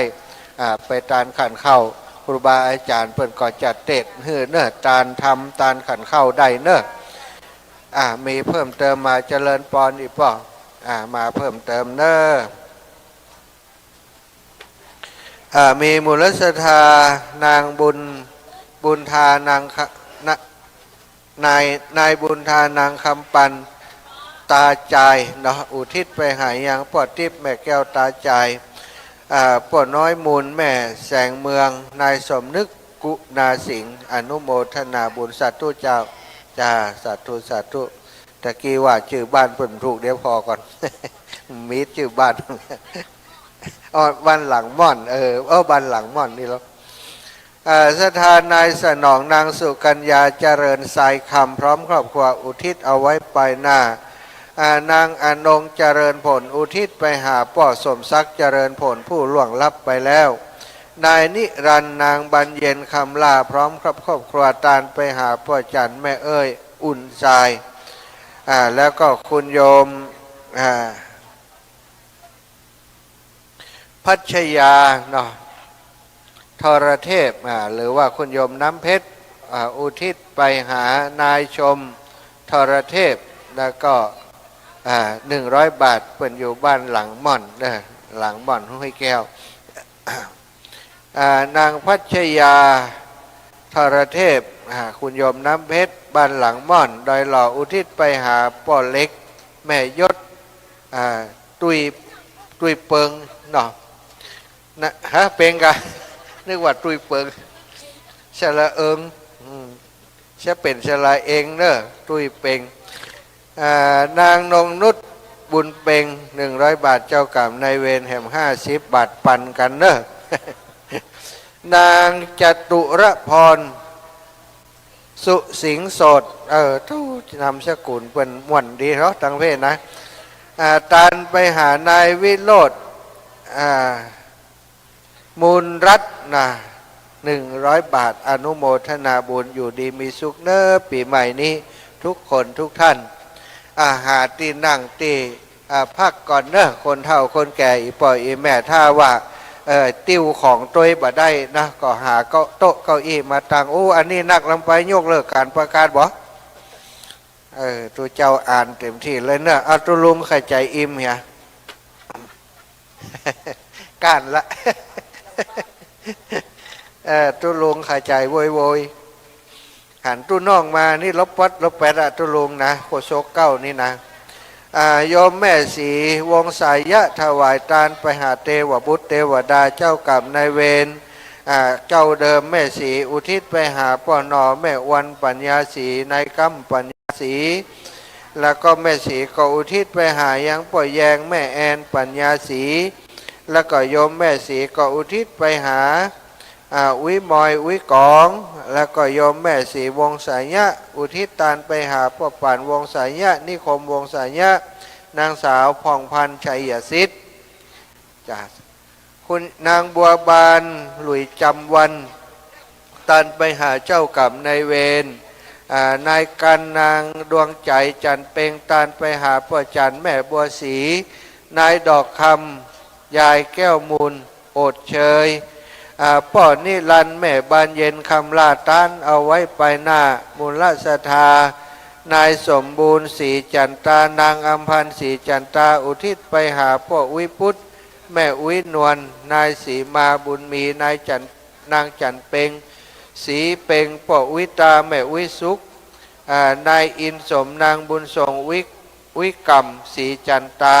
สาธุอนุโมทนามิแล้วก็มูลละสถานายกันทีนางดวงใจจันเปงตานไปหาพ่อเรือนแม่แสนจันเปงนางบุญปันนางรัชนกเลิศเกียรติวัฒนานายพงศกรสุดสมตานไปหาพ่อแก้วแม่ตานางเปงตะเสานางแดงแก้วสมวางนายสอนโพธิแล้วก็มูลสถานางนิพาถาวังนางจันพินิจมูลตรีอุทิศไปหาพ่อวิภัยถาวังมูลสถานางนิพาถาวังนางจันทราพินิจมูลตรีอุทิศไปหาเทวบุตรเทวดาเจ้ากรรมนายเวรและนายกฤษดาถาวังนางนิพาถาวังอุทิศไปหาพ่อวิจูแม่วิสมคิดอแก้วแล้วก็มูลสถาบุญทองอุทัยผลตานไปหายังป่อวันแม่ศรีชัยยามูลสถาบุญทองอุทัยผลตานไปหาวิแก้ววิกองคำบุญเลิศป้าสายน้าเพชรน้านงบุญเลิศสาธุแม่มูลสถาจิรัชยาอุทัยผลอุทิศไปหาพ่ออ่อนสิริปาสมจิตสิริปาแม่บุญมาสิริปาวางเลยแม่นางสาวอรไทยไพฑูรย์อุทิศไปหาพ่อใหญ่อ่อนจันสองแม่ใหญ่ตุ้ยจันสองนางเชียหรือว่าทองใบไพฑูรย์พี่น้องบันไหลแก้วมาแล้วเนอะชะทาไผจะมาทวงนี่อยู่นี่เนอะป่อสะอิ่ง ติดนี่ลำไยเป็นไว้หลายเอาลำไยมาปั่นกันอีป่อวันนี้นะอีแม่มาก็แม่สาครมา2 คนล่ะปอดสายอิงเนอะมูลสถาโยมปอดสายอิงสาครพลแม่สาครพลกลางบ้านไหลแก้วบ้านหงหลับปูนก็ได้ร่วมบุญมาแห่ม1 ซองมูลสถาแม่บัวลองยะสินทุบ้านห้วย5บ้านหงหลับปูนก็ร่วมบุญมาแห่ม1 ซองเอาวางเลยอีพี่จ่าสุเจ้ามูลสถาแม่จันสมสุวรรณวงศ์บ้านทุ่งโป่งอยู่จื่อบ้านอย่างเดียวกับบ้านอาตมานี่ อุทิศไปหาเทวบุตรเทวดาพ่อเกิดแม่เกิดเจ้ากรรมในเวรสัตว์ทุโยมแม่บุญรักษาเน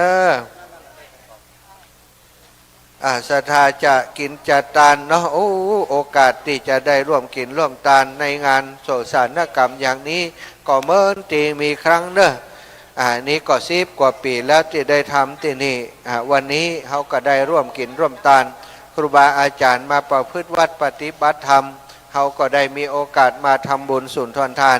มากินมาทานร่วมกันเนอะทยอยประกาศไปนอศรัทธาไผ่จะปูจาตุง12 ราศีมดครับพวกแกตุง12 ราศีมดแล้วยัง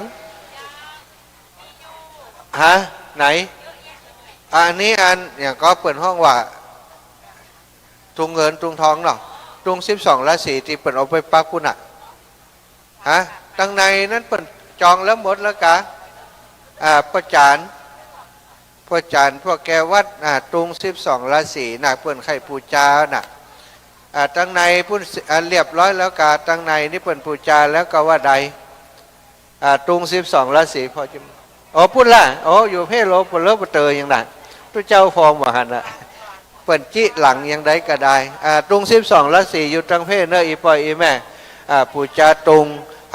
ผ่ปูจาตุงมาปักกองทรายเปิ้นว่าอายุจะอยู่ยั่งยืนนานอายุมันขวัญยืนเนอะตุง12 ราศี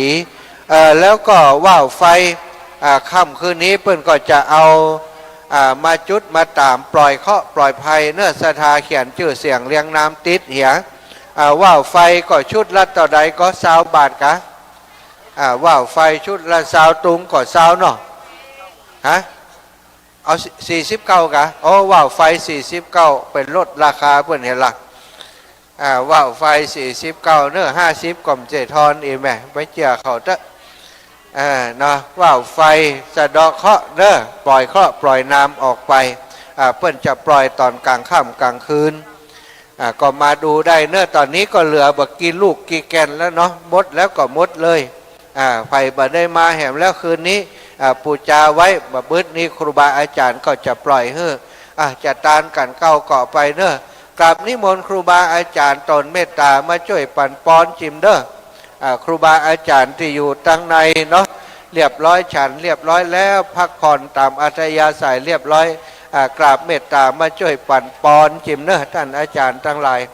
อีแมววังนี่เนอะบึดทยอยประกาศไปเรื่อยๆเนาะอันนี้ประกาศแล้วละก็มีตอนนี้โต๊ะเก้าอี้เนาะโต๊ะก็คงจะประมาณเนี้ยเนอะถ้าจะว่ามีโต๊ะแหมก็เอามาตั้งมาวางให้คนเฒ่าเป็นจิมแต่ถ้าสามารถกำตะกร้าไปตัวใดใส่ไปตัวใดก็จะดีเนาะตอนนี้ก็เอามาวางมาต้อมกันตั้งตามเก้าอี้ก่อนก็ได้เนอะแบ่งปันกันเนาะวันนี้คนมาทำบุญกินทานที่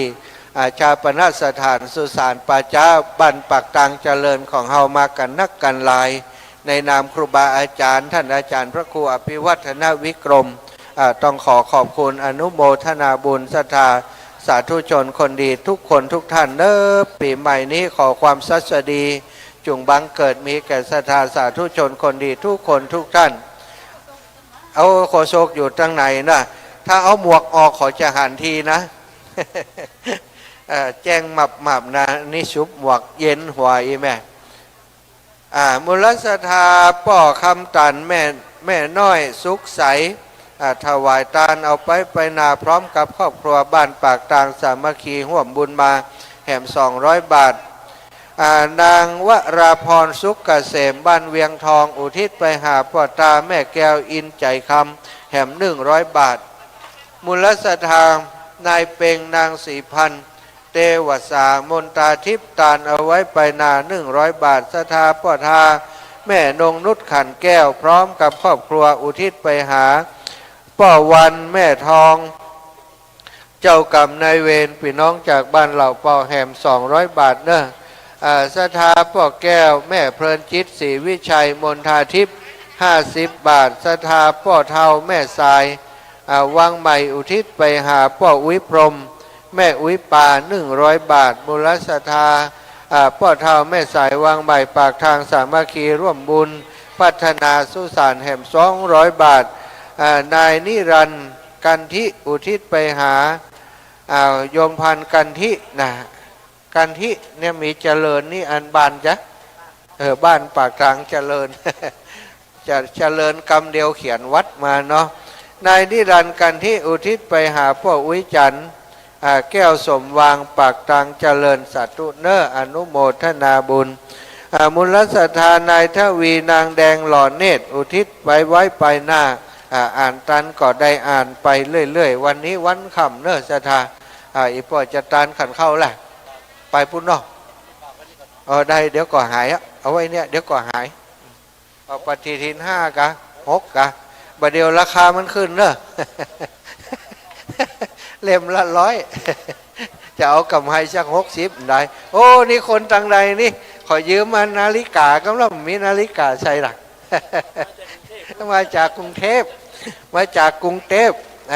คนกรุงเทพนะโยมปอเนอร์มาแล้วหมู่บ้านพรหมมงคลพ่อเศษแม่นวลยุบแก้วเนาะบ้านสิริบังคลาจารย์พรหมมงคลวะอุทิศไปหาพ่ออุ้ยวันแม่อุ้ยตองอินตาเปียนะสาธุอนุโมทามิมูลศรัทธาพ่อเศษแม่นวลยุบแก้วอุทิศไปหาพ่ออุ้ยศรีมุนแม่อุ้ยตุ้มยุบแก้วนางเกษณียุบแก้วนะอนุโมทนาบุญโยมปอนเนอร์ทำบุญร่วมกุศลกันมาโดยตลอดพัฒนาสร้างวัดสร้างวาที่เหล่ามนทาทิพย์นะอีปอก็เป็นเลี้ยวเป็นแรงช่วยกันกับพี่น้องบรรเฮาแม่สุขศรีปินตาเปียตานไปหาเทวบุตรเทวดาตานไปหาพ่อประสิทธิ์ปทุมทามูลศรัทธาแม่สุมตะงามอุทิศไปหาพ่อเกิดแม่เกิดเจ้ากรรมนายเวรนะมูลศรัทธาพ่อนายจรัสนางน้ำฝนตันแก้วพร้อมครอบครัวอุทิศไปหาพ่อโทนแม่คำใสตันแก้วนางศรีบุตรธรรมขันเทวบุตรเทวดาเจ้ากรรมนายเวรเนอะโคสกะเก้าผลไปทางใดแล้วนี่กินข้าวอย่างมะเมินตุลุงขจายเดี๋ยวจะไปพอเครื่องก่อนเพราะว่าเครื่องถ่ายทอดจะต้องคอยดูบางเตื้อสัญญาณมันลุดเนาะศรัทธามูลศรัทธาพ่อจำรัดแม่อุ่นเรือนถาวรตานไปหาพ่อแก้วแม่เขียวโพธิเอาวางเลยแม่พ่อนานปานแม่ทิพย์ถาวรนางคำน้อยน้องก้อยสุพิมาศเทวบุตรเทวดาพ่อเกิดแม่เกิดเจ้ากรรมนายเวรนายธนกฤษนางพัชรินชัยยาเลิศพี่น้องเราเป่าถวายทานเอาไว้ไปนานายพิสุทธิ์นางพิจิตราแก้วชื่นแก้วใจชื่นถวายทานเอาไว้ไปหน้าพี่น้องปากต่างเจริญแม่มานีชัยยาเลิศถวายทานเอาไว้ไปหน้าพี่น้องบ้านปากต่างเจริญนางวันดีพันกุณาพร้อมลูกหลานอุทิศไปถึงพ่อเกิดแม่เกิดเทวบุตรเทวดาเจ้ากรรมนายเวรอุ้ยโตนอุ้ยลาคำซิดคำลิดจ้ะคำลิดกับว่าคำซิดคำลิดเนาะเดี๋ยวอ่านเปิ่นบ่ถูกจำได้บุญนายเดชคำลิดนายสมคิดนายดำรงคำลิดนายทิพย์คำลิดนายบุญมาฟั่นกุณาวิทิพย์วิคำฟั่นกุณาอนุโมทนาบุญเนอศรัทธาญาติโยมจะปูจาตุง12ราศีโอ้เหลือบากีอันแล้วเนอะสงสัยจะได้ไปหามาเพิ่มตุง12ราศีไผ่จะปูจาว่าวไฟสะดอกเคาะปล่อยเคาะปล่อยน้ำครูบาอาจารย์เพิ่นก็จะปล่อยเฮือเนอะตอนกลางค่ำกลางคืนมาปูจากันได้เนาะไผ่จะมาปูจาเอาขันเข้าเนอะเปิ่นตะเตรียมไว้เฮือเรียบร้อยศรัทธาบ่ต้องเป็นภาระธุระไปจัดมาจากบ้านจากจองก็มาฮับเอาที่กองอำนวยการเนอะปูจาเอาไปแล้วก็ไปตานครูบาอาจารย์เปิ้นตนเมตตาเจริญปอนอีแม่สัตุเนอครูบาอาจารย์ก็จะได้ปั่นปอนเตดทำฮือโตยนะอันนี้ก็เป็นบุญเป็นกุศลกรรมนิมนต์ครูบาอาจารย์ที่ภารกิจพักผ่อนเรียบร้อยแล้วเนอะมาช่วยกันปั่นปอนชิมตอนนี้ศรัทธาที่เปิ่นตานขันเข้าก็ดีมาปูจาธรรมเตดเฮือกับญาติที่ล่วงลับไปแล้วก็ดีเนาะก็มากันหลายท่านหลายคนเนาะ ศรัทธาอันครูบาอาจารย์กับนิมนต์จิมเนอร์มาเป็นตนบุญตนเมตตาฮือกรรมมาช่วยกันตุลุงเนอะ ห้องหาตุลุงติ๊กติ๊กตรวจช่วยมาแทนเปิ่นละไว้เฮือเหียเนี่ยตุลุงก็ได้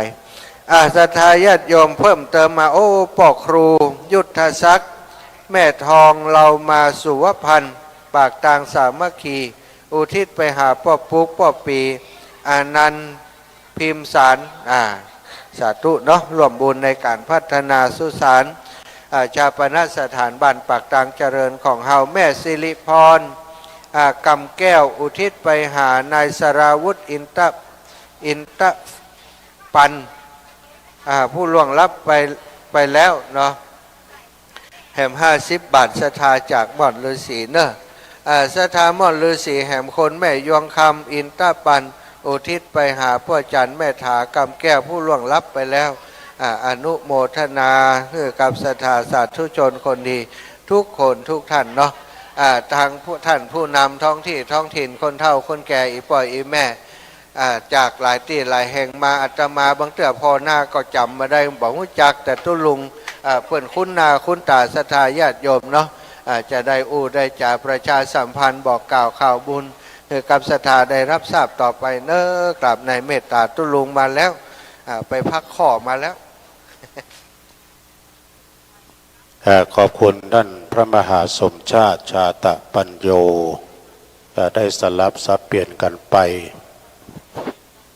สราญาติโยมตอนนี้ก็เจิญกันได้อยู่ตลอดเวลาเนอะจะกินจัดทานจะเอาอันใดนะปูจาเข้าสารก็มากันทางเพะปูจาตังขันเข้านะลำเลียงไปเรื่อยๆตลาดบุญเรามี2 วันเท่านั้นเองแต่ก็มี2 วันไปจะร่วมบุญกุศลจะกินจัดทานอนุโมทนาบุญโดยการก่อเชื้อก่อเจิญได้พอจันทร์พระนานเสิร์ช ก็เป็นในหนังสือจ้อยจดเอาลายหมายเอาชื่อปุจจาตุงดังนั้นนะโยมเด้อปุจจาตุงนี่อายุมั่นยืนยาว เพราะว่าจอดตุงเนี่ยตานตุงนี่ตานได้หมดวะครูบาเพิ่นว่าจัดตานไปหาญาติพี่น้องก็ได้หรือว่าจัดตานเป็นวันเกิดก็ได้นะมานี่กะอันนี้อ่านแล้วกะอ่านหมดแล้วกะเอาใส่เลยนะต่อไปก็มีเนื้อศรัทธาแม่จันยศไทยร่วมทำบุญตันไปหาพ่อปั่นยศไทยจำนวนแถม100 บาทแล้วก็บอดเต่าเตนนั้นก็มีนะพอสมแม่เสรีนะปันโนพี่น้องบ้านเหล่าเป้าอุทิศบุญกุศลตันไปหาปอปั่นแม่ติ๊บถาวรแล้วก็อรนุชน้องอรนุชแล้วก็น้องนนทิยานะปาลิเสนแถม1 ซองเขาตีเขาตางเนี่ยแม่สุทธิพรนะฮะกันทิยะแม่ฟ้อนดิบก็เดียวฟ้อนดิบด้วยแม่เด้อ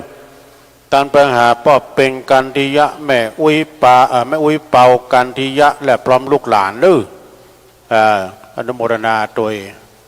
เอามาแถมโอ้พ่อสะอิ่ง พ่อสะอิ่งพลกลางพี่น้องตังเราไหลแก้วแต่อันนี้พี่น้องศรัทธาเนี่ยพ่อแก้วแม่หลานปัญญาลุงแก่นเนอะลุงแก่นอยู่ดีมีสุขเนอะลุงแก่นเนอะลุงแก่นนี่ก็อาพาธหรือว่าบัดสบายไปหงยาได้3-4 วันเดี๋ยวนี้ขับรถได้ละนะก็อยู่ดีมีสุขเนอะพ่อแก่นพ่อแก้วแม่หลานปัญญาสิริมังคลาจารย์ตันไปหน้าแถม100 บาทเจ้าแล้วบอดเต่าแต่นั้นก็มีเนอะแม่น้อยนะกนกแม่น้อยก่อนกันนกออกแก้วร่วมทำบุญกันน้ำกับไฟจำนวนแบบ100 บาทเนอะแล้วก็มีเพิ่มเติมป้อคำตันป้อคำตันแม่น้อยสุขใสอันนี้ก็ร่วมทำบุญเจ้ากรรมในเวรปักตังสามัคคีแถม1 ซองแล้วก็มีเพิ่มเติมนะมีป้อนายจรันนางขันคำ ก็ร่วมทำบุญพร้อมครอบครัวเนอะทานเจ้ากรรมในเวรปักตังสามัคคีจำนวน100 บาทแล้วก็ยังทานไปหน้า100 บาทเนอะมีเพิ่มเติมแถมก็มีนายสุวิทย์นางนงคารนะฮะเครื่องวิชาร่วมทำบุญทานไปหาป้อถนอมชัยวงศ์แล้วก็ทานไปหานายเจน3นี่112เด้ออนุโมทนาเอามาแถมนะโยมนะปัดดูอันเนี้ยนะโอ้ยซองนี่นะได้อ่านสักลายแล้วนี่ มีจะนักจะหลายเน้อสดาญาติโยมทั้งหลายไปจะปูชาเข้าสารปูชาตังขันเข้าก็เจิญได้ตลอดเวลานะโยมเด้อกินข้าวน้ำจำข้าวไงแล้วไปจะตานน้ำตานธรรมก็ได้อยู่ตลอดแม่บัวเขียวปทุมธานี่ก็อุทิศบุญกุศลตานหลายอย่างตานไปหาพ่ออุ้ยหมูแม่อุ้ยกองปทุมธาแล้วก็ตานไปหาพ่ออุ้ยสุขปทุมธาแล้วก็ตานไปหาแม่อุ้ยสุขนะแล้วก็มีตานไปหานางนงคารนี่นะปทุมธาจำนวน1 ซองเด้อญาติโยมทั้งหลายในถนอมนะใจศิลอันนี้ก็ร่วมทำบุญตานไปหาป้อนานปั่นใจศิษย์เนอะใจศิษย์อันนั้นใจศิลอันนี้ใจศิษย์เนี่ยแล้วก็สุภาพใจศิษย์โดยทำ1 ซองเจิญนะเจ้าเนอะคันเข้ายังมีอยู่เรื่อยๆเนาะนางใยหมื่นแก้วตานไปหาป้อนนานปีนเมธาหมื่นแก้วจำนวน1 ซองกึดใจได้ควายใจเติงเนอนายใจนางใย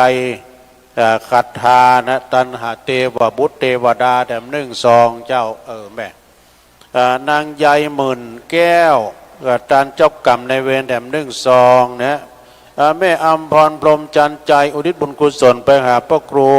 ทองอินพรหมจันใจเนอะ1 ซองเนาะยินดีแม่เนอะติดตามไปด้วยนะนายสมป้าสมแม่มูลเนอะตันแก้วนี่กดตันไปหาป้าอุ้ยแปง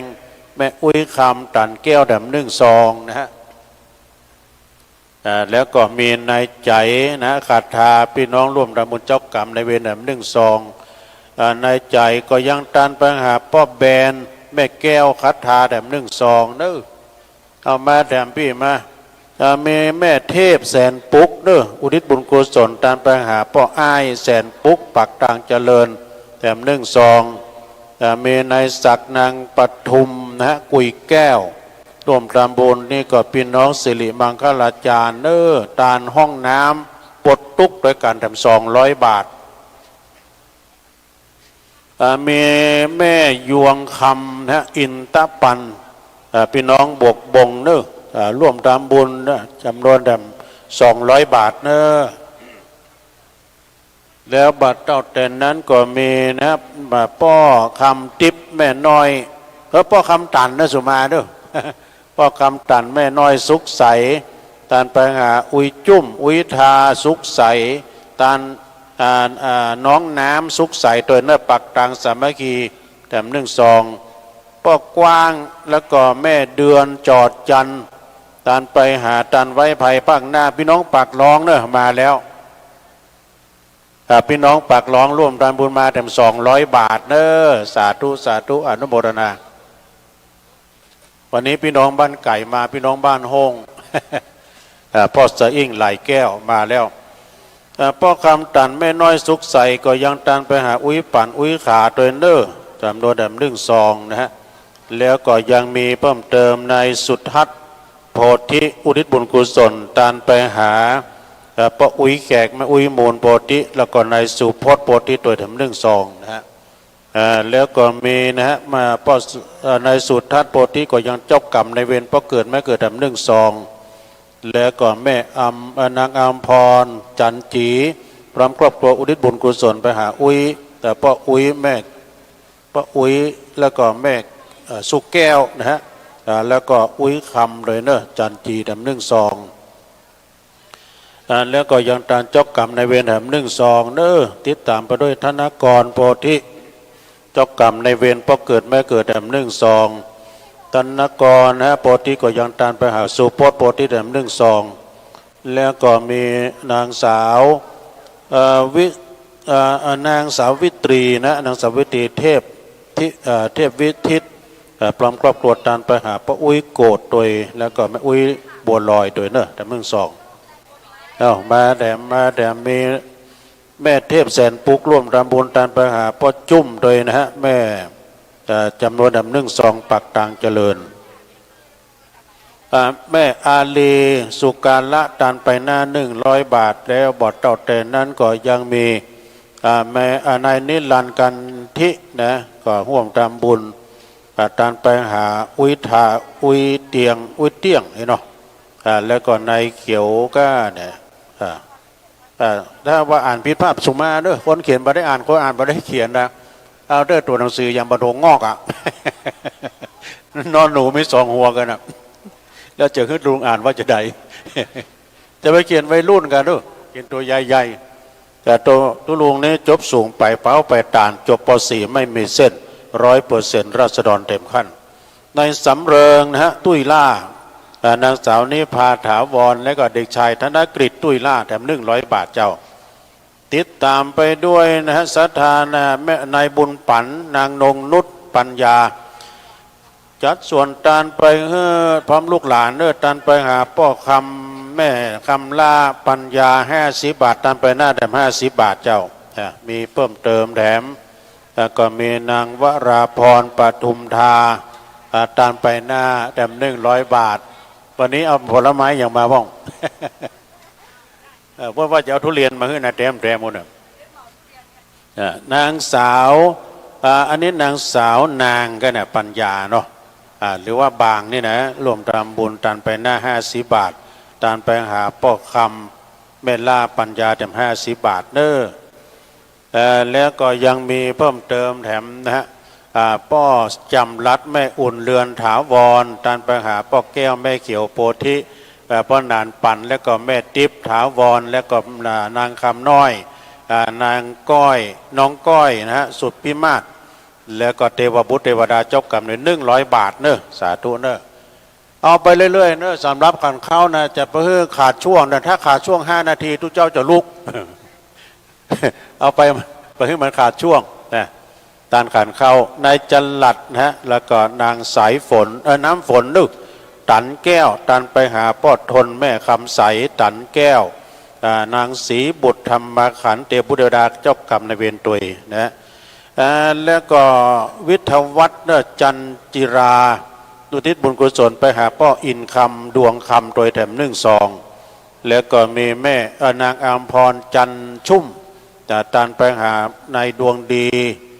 แล้วก็นางเกษราพรนะฮะปัญญาลีแถม1 ซองนะแล้วก็มีจันลันนางขันคำนะฮะพิมสารนี่พร้อมครอบครัวเนี่ยจัดส่วนตานไปหาพ่อนานบุญธรรมคำวังพลึกแล้วก็ป้อปีแม่ปุ๊กนะทำ100 บาทเนอะสาธุเนาะเอามาแต่โอ้พ่อหลวงมาจบพ่อหลวงพี่น้องต่างปักต่างงานตามนี้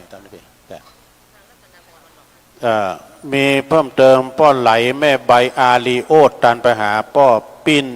แม่บัวอาลีโอดแถม1 ซองแล้วก็รัตนาพรนะวันน้าหนองก็ตำบลเตบุตรเทวดาแถม1 ซองเด้อมาไปเรื่อยๆเนาะศรัทธาญาติโยมทั้งหลายวันนี้เป็นวันเจ้ารองสุดท้ายแล้วนะเจ้าแรกแล้วเจ้ารองสุดท้ายแล้วดูมันหมิ่นนะ มันหมิ่นเมจะไปจ้ากันเนอะก็มีป้อนไหลแม่ใบอาลีโอดนะส่วนเจ้ากรรมในเวรป้อติ๊บตัดปัญหาป้อติ๊บแล้วก็แม่หา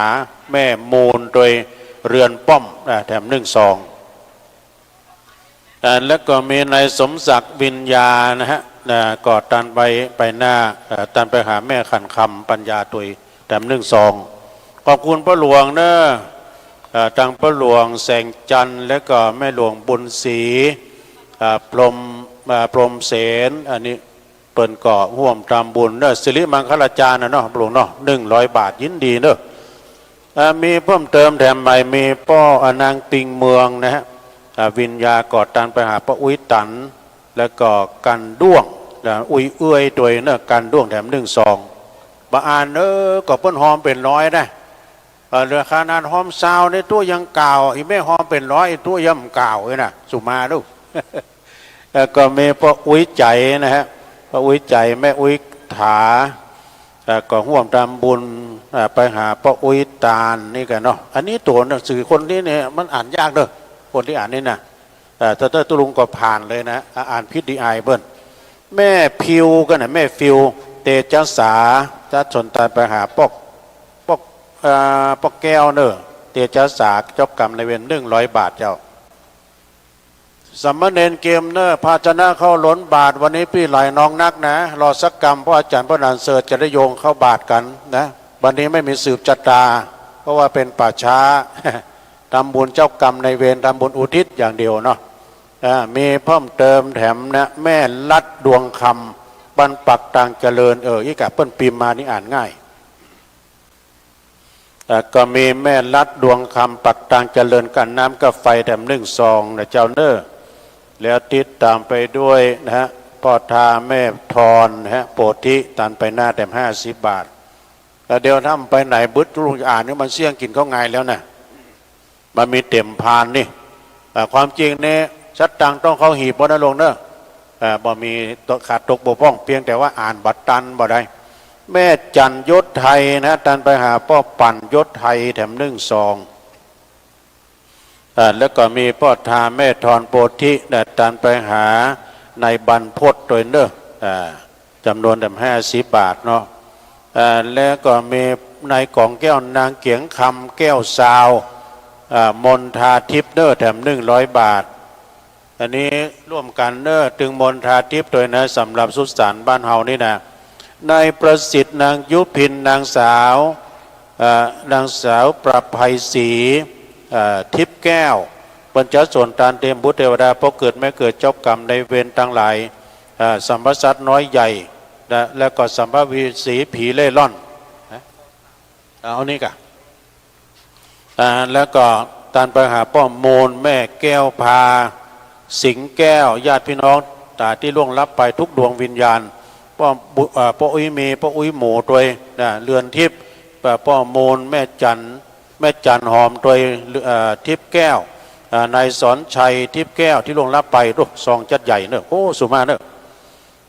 แล้วก็มีเพิ่มเติมแถมนะแม่มณีชัยยาเลิศอุทิศบุญกุศลไปหาพ่อแก้วแม่เขียวโพธิพ่อหลวงใจญาติวงแล้วก็พ่อลงชัยยาเลิศตัวแล้วก็ตันไปหานายคำน้อย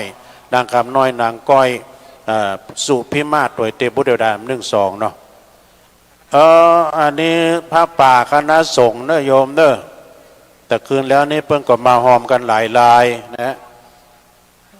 เอาขันเข้า4 ขันเนอะพิเศษเป็นขันอุปโลกนะเกียมขันเข้าไปเนอะอุปโลกหนังสือไม่ปุ้นนี่ตุปีพจน์เนอะตุปีพจน์ที่เขียนเบอร์โทรเติมเงินตะเกียเดี๋ยวเอาบัญชีนั้นมาให้กันเนอะตุปีวันใหม่ตุปีพจน์รายชื่อคณะสงฆ์มี5นะผมเขียนแล้วเติมเงินตะกี้ลืมเอามาน่ะที่ตุปีพจน์เอามาให้กันเนอะรายชื่อของที่เบิ้ลฮับซุ้มมี5 หมดปหลวงแต่คืนแล้วนี่เนาะตุปีท่านพระอธิการจิตอนาลโยเจ้าวัดพระธาตุดอยหล่อจะหอมพระป่าคณะสงฆ์เท่าใด500 บาทเด้อ500 บาทขอบคุณตุปีเดี๋ยวจะจดทำไมเนาะระฆังยกที่1ดังขึ้นพี่เลี้ยงลง เอาละเนอะยกขันโตเข้าไปกับไว้สารนิมนต์ครูบาอาจารย์นะครับดื้อรายชื่อรายนามจะอ่านตอนที่เปิ้นบิณฑบาตเนาะยังมีทำนักทำลายขอบคุณท่านพระอธิการจิตอนาลโยตุปีอันเป็นเจ้าอาวาสวัดพระธาตุดอยหล่อหอมบุญพระป่าคณะสงฆ์แถม500 บาทนะก็เดียวคณะกรรมการเนอะต้นมีไหนต้องมีต้นปักนะต้นคณะสงฆ์ต้นพระป่าคณะสงฆ์นะตุปีพจน์เนอะก็เดียวขอใบตะกี้ใบที่ผมจดราย เบอร์โทรเติมเงินนะเพราะว่าบัญชีนั้นสำคัญเพราะหลวงเจษฎาเอาฮื้อตะคืนเนี่ยรายชื่อรายนามเปิ้นฮับสั่งกรรมอย่างมีหั่นบดเดี๋ยวขอหมายกรรมนะครับมันขี้ลืมไม่ได้ตะคืนแล้วก็มือถือหายแล้วกรรมออก ไว้สารนั้นเมตตาธรรมอาจารย์ท่านพระครูวิจารณ์ธรรมทัศน์ประธานสงฆ์นะครับเด้อท่านเจ้าคณะตำบลดอยหล่อเขตเขต 3ครับอาจารย์กุศลกุองนะครับเด้อตอนนี้ไปยังบ่ได้เข้าสารก็มาเอาได้เด้อมาปูจาได้ตั้งเดียวพระนานประเสริฐตั้งในก็จะได้ตัดสัญญาณตั้งตุลุงไปถ่ายทอดอยู่ในพระนานเด้อถ่ายทอดเสียงอยู่นะออกสถานีวิทยุอยู่นะประเดี๋ยวนี้นะท่านมาหาว่าบัตรสัญญาณพวก7 โมงป่ายพวกนั้นนี่นะถ้าตั้งไหนพร้อมก็เชิญเด้อสำคัญที่ใบตุพี่ใส่ซองสำคัญที่ใบเจ้าภาพเนอะตุพี่พดเอาใบรายชื่อมากำใบรายชื่อที่เขียนเบอร์โทรตะเกียคนเข้าไปเด้อสำหรับตังขันเข้าขันโตกเอาเลยครับ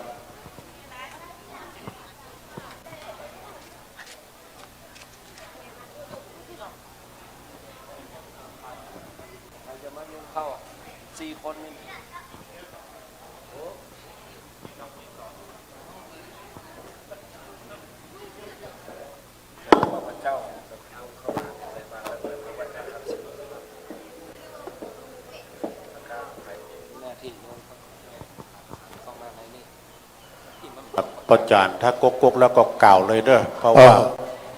มันถ่ายทอดเสียงรายชื่อที่ทางพ่อหลวงได้จดที่จะบรรยงเข้าเชิญเข้ามาเลยเด้อตอนนี้เราจะได้ประกอบพิธีแล้วฉะนั้นฝ่ายที่มีรายชื่อมีหน้าที่นะเข้ามาเลยนะครับที่ยงเข้า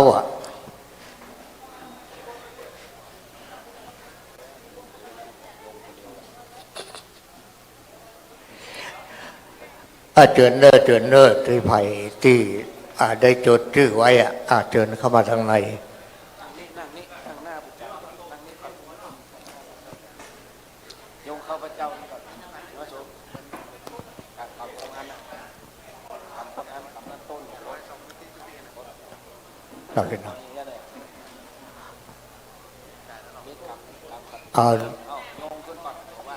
เอาเลยครับตอนนี้เราจะได้โยงเข้าพระเจ้าฉะนั้นศรัทธาทั้งหลายเตรียมใจไว้เลย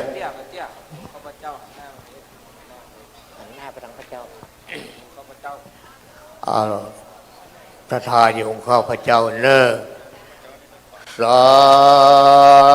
ธุอิมังโอจานาพินดาตานังติระตานานังสักกัจจังเตมาปุเจมาตุติยัมปิอิมังโอจานาพินดาตานังติระตานานังสักกัจจังเตมาปุเจ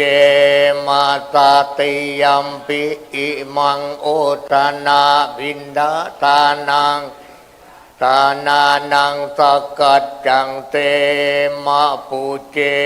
มาทิคารตังอัฏฐายาอิตายาพยายาวะนิปานายะสังวัตันตุอุนโน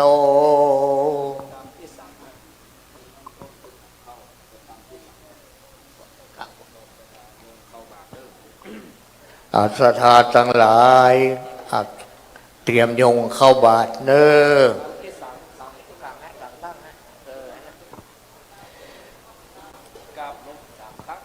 พร้อมแล้ว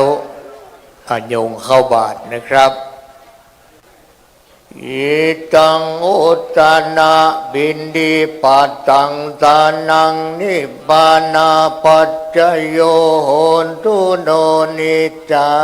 งโอทานะ ปาตังตานังนิพพานาปัจจยโยโหนตุโนนิจังโอทนาปาตังตานังนิพพานาปัจจยโยโหนตุโนนิจัง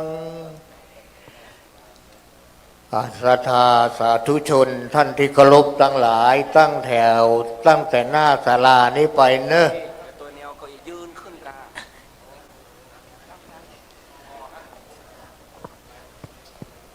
ยืนตามแนวหน้าศาลานี้นะครับแนวหน้าศาลาถ้าเดินสอง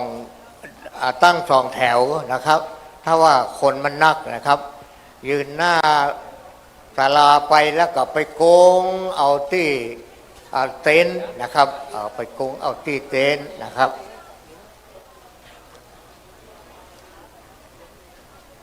จัดแถวให้มันเรียบร้อยก่อนเนาะกำเดียวพระคุณเจ้าเพิ่นจะได้ออกขับบิณฑบาตซึ่งวันนี้เจ้านี้ก็เป็นเจ้าแรกแล้วก็เป็นเจ้ารองสุดท้ายของการเข้าสู่สนกรรมของสุสานบ้านปากตังเจริญโดยคณะศรัทธาวัดปากตังเจริญและวัดมณฑาทิพย์นะก็ได้ร่วมกันเป็นเจ้าภาพจัดงานโศกนกรรมในวันนี้ตอนนี้พระคุณเจ้าก็เริ่มเดินออกหับบิณฑบาตแล้วศรัทธาทั้งหลายเตรียมเน้อเตรียมมือพร้อม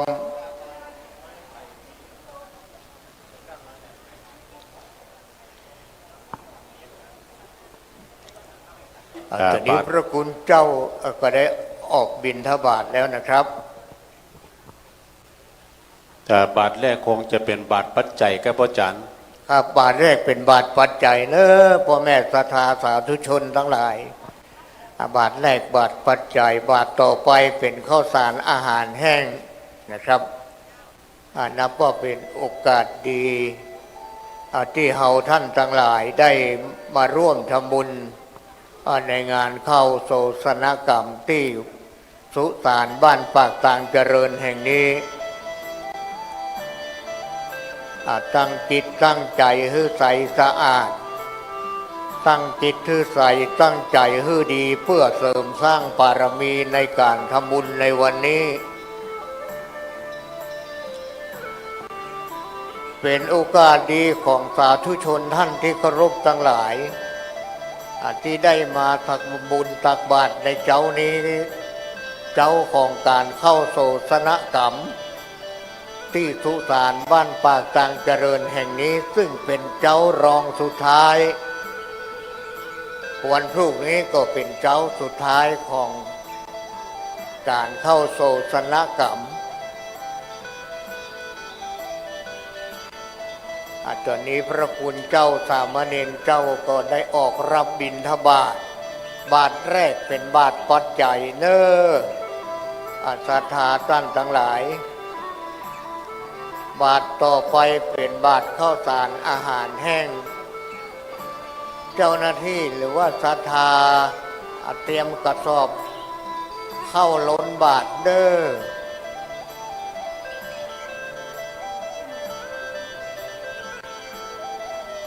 ก็นับว่าเป็นกุศลอันยิ่งใหญ่ศรัทธาสาธุชนท่านที่เคารพทั้งหลายมากันหลวงกันหลายในงานโศกนกรรมที่สุสานบ้านปากตังเจริญแห่งนี้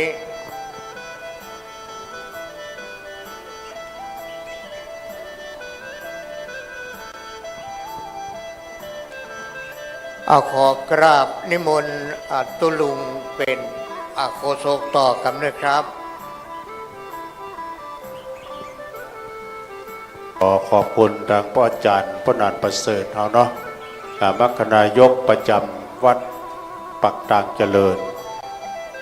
ก็ได้ช่วยกันสรรรับทรัพย์เปลี่ยนขณะนี้พระสงฆ์ทั้งนั้นกำลังเดินพิขาจารย์บาทแรกนั้นบาทปัจจัยในเมตตาธรรมมาจากพระครูวิจารณ์ธรรมทัศน์ท่านเจ้าคณะนะเกมนึกสำหรับเข้าล้นบาทเนาะเข้าล้นบาท ไป239ก็เตรียมบาทแล้วประกบเลยนะขยมประกบเลยเมตตาธรรมอาจารย์ท่านพระครูกัลยาณปราโมทย์เป็นบาทที่สองท่านรองสงศักดิ์ปัญญาวัชิโรในนามของ PS ซาวรองเจ้าอาวาสวัดปากหลองจะติดตามไปด้วยท่านเจ้าอาวาสเฮาเนาะท่านพระครูอภิวัฒนาวิกรมนะฮะรองเจ้าคณะอำเภอดอยหล่อเจ้าวาดวัดปักตางเจริญประธานในการจัดงานครั้งนี้ติดตามไปด้วยท่านพระอาจารย์นะครับเนอะท่านพระอาจารย์ดำรงกิตติปัญโยอันเป็นเจ้าวาดวัดมณฑาทิพย์นะฮะหลวงพ่อโสภาจากวัดหลังถ้ำติดตามไปด้วยท่านพระสมุจำลองประภัสโล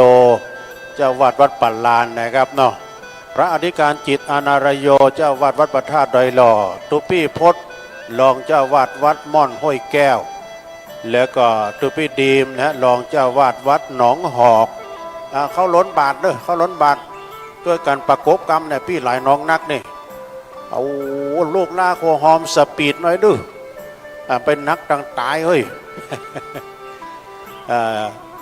แล้วก็ติดตามไปด้วยท่านพระอธิการอธิวัตรวรยาโนตุปี้วันใหม่อันนี้เจ้าวาดป้ายแดงนึกกำลังจะหลองมานี่ แล้วหลวงพี่จากวัดดอนชื่นโดยนะฮะจากปุ้นเปิ้นมาจากปุ้นนะพระธาตุขอนตาล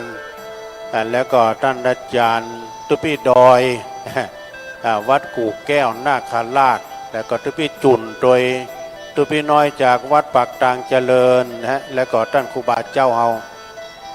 โอ้เน้นปิดตายเลยนี่ได้ขยับโวยน้อยเน้นขยับโวยสปีดน้อย โอ้ตัวเจ้าถึงพระเนนประมาณเกือบ50สดานี่ท่านอาจารย์ท่านพระมหาสมชาติเปิ้นก่อถ่ายทำไลฟ์สดให้พอร์ตโดยแล้วก็ท่านอาจารย์ประดิษฐ์หรือว่าตุปิตุ ตุปิตุนี่เปิ้นก่อปืนเงาเกาห้าเปิ้นก็อยู่หลังถ้ำเด้ออันนี้เป็นโฆษกเอกเต็มตนนึกนะเป็นโฆษกแต่เมื่อเป็นคารวาสละ ปัจจุบันเปิ้นก็พำนักพักอยู่ที่วัดสิริมังคลาจารย์ติดตามไปด้วยลูกเนนเนอะดูปิกลิกป๊อกหลอกเลยจะไปหายจะไปอาบน้ำนะเนนดูมันหูมน้ำหอกอาบน้ำดีปะโตขับรถล้อพ่วงข้างได้กุศลนะนี่นะปะโตใช้บัตรได้ธรรมดาเนอะพวกข้าอยู่บนดอยบัตรได้ขี่ชักเตอร์ตัวรู้ เที่ยวขึ้นดอยอันนี้บัตรได้ขี่รถถีบขี่รถเครื่องได้สบายตั้งตายนี่นะโยมนะตั้งตายลูกลาโคหอมตุปิเชษปิดท้ายเก็บตกนะตุปิเชษเก็บตกกันเดียวจะได้รับฟังธรรมะอันเป็นโอวาทและเข้าแหลกน้ำศรัทธาเนอธรรมะบรรณาการรับขวัญวันปีใหม่คงจะได้ฟังทัศสำเนียงจากท่านประธานสงฆ์ท่านพระครูวิจารณ์ธรรมทัศน์นึท่านเจ้าคณะตำบลดอยหล่อเขต3นะเขต3ก็ขอบคุณเนอะสำหรับท่านเจ้าภาพพระป่าคณะสงฆ์ตุพี่ตุน้องเฮาไผ่จะหอมก็มาจดได้เนอะอันใหม่มีท่านพระครูกัลยาณปราโมทย์วัดม่อนห้วยแก้วเจ้าคณะตำบลดอยหล่อเขต1นะวัดม่อนห้วยแก้ว1,000 บาทพระอธิการรัตภพนรินโทเจ้าวาดวัดกลปนะอัมพวัน500 บาทพระอาจารย์ดำรงกิตติปัญโยเจ้าวาดวัดเหล่ามณฑาทิพย์500 บาทพระอธิการจิตอนาลโยวัดพระธาตุดอยหล่อ500 บาทเด้ออันนี้เป็นผ้าป่าคณะสงฆ์จัดตานวันพวกนี้เราเด้อไผ่ย่ำได้ให้ได้หอมมาจดที่ผมนี่นะครับเด้อคณะศรัทธาก็เหมือนกันเด้อจะหอมโดยครูบาอาจารย์ก็ได้นะฮะ เอาเขาตีเขาต่างเด้อศรัทธาญาติโยมทั้งหลายแต่ก็เดียวเขาสำรับปัจจัยนำหน้านั้นนับเลยเด้อเดี๋ยวจะแจ้งแล้วได้เท่าใดแล้วคนมาทำบุญตักบาตรเทวบุตรเทวดามีเท่าใดนี่ครูบาอาจารย์เพิ่นนับเดี๋ยวเลขที่ออกเด้อเดี๋ยวถ้าฟังเนาะเขาตีเขาต่างลูกเนนกันลังเรียบร้อยแต่เขาตีเขาต่างลูกเนนไปนั่งเด้อไปนั่งต่างใน ต่อจากหั่นนะญาติโยมกินข้าวงายแล้วพอจะตานน้ำตานทามม่วนกันวันค่ำ ตานน้ำตานตามป้อจานป้อนานเสิร์ตเขาก็ดึมไปไหนแต่อยู่เนี่ยเนาะขอบคุณท่านกำนันสันติสุขชัยวงศ์แต่ว่าเพิ่นหอมมาแต่500 บาทเนอะเพราะอาจารย์ป้อนานปันกุยแก้วเพิ่นมาปฏิบัติธรรมร่วมกันตัวเองนะครับเข้าตีเข้าต่างคณะกรรมการไว้มานั่งด้วยกันไว้นะเจริญพรโอ้ปอกกาหวย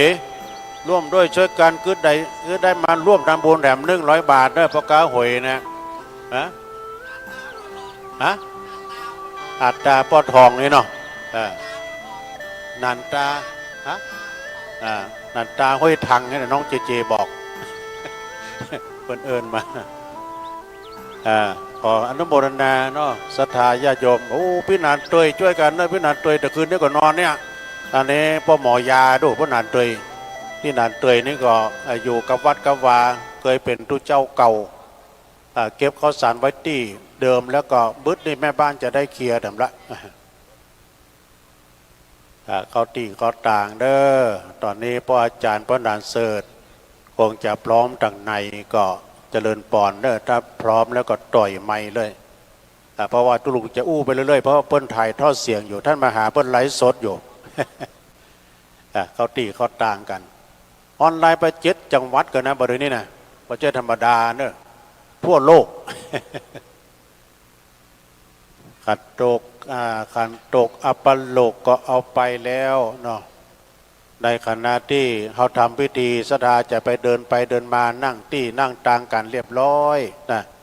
แต่จะได้รับฟังแล้วก็จะได้รับปอนจากครูบาอาจารย์เนาะทั้งนั้นจำนวนเป็น40 ป่ายตึงพระตึงเนนแล้วก็หลังจากนั้นเราจะได้ฟังธรรมบรรณาการเจ้านี้ทางในพร้อมแล้วขอโอนไมค์ไปทางในเนอะเจิดพระอาจารย์ครับขอบคุณท่านอาจารย์สมุครับลำดับต่อจากนี้ไปเราจะได้ปูจาทุกปูจาพระรัตนตรัยเจริญพรเชิญคุณแม่ตุ่นแก้วแดงเรืองเป็นตัวแทนของพ่อแม่ศรัทธาตะยกตะยิกาได้โกดสวิกปูจาพระรัตนตรัยเจริญพรโยมแม่เนอร์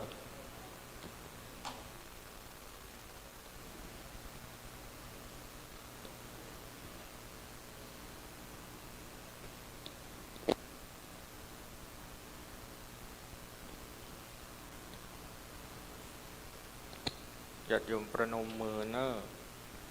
หลังจากโยมแม่โกสวิเซฟจักได้จิเตียนนวะโรกุตละถามเจ้าถึง9 เล่มโยมแม่เจิญนั่งติดรับรองเลยนะเจริญพรเชิญคุณครูสว่างจิตประทุมวันเป็นผู้ให้เกียรติจุดเตียนนวะโรกุตละเล่มแรกเจริญพรย่อเจริญพรเชิญพ่อกำนันสันติสุขชัยวงศ์อดีตกำนันตำบลน้ำดิบ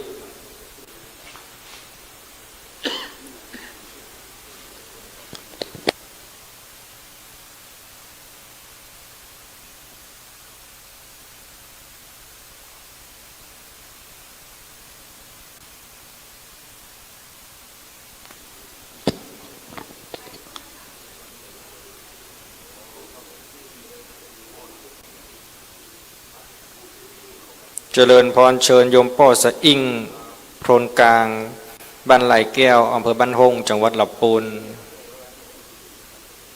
เจริญพรเชิญโยมพ่อสีเทาวังใหม่บ้านปักตังสามัคคีเจริญพรเชิญโยมพ่อคำตันสุขใสบ้านปักตังสามัคคีโยมพ่อยืนจุดเลยนะไม่ต้องนั่งก็ได้มันสูง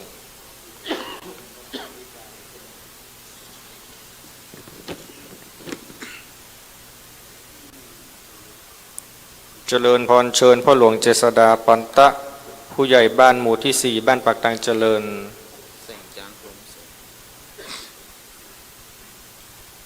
เจริญพรเชิญนายสมควรคำสันทราย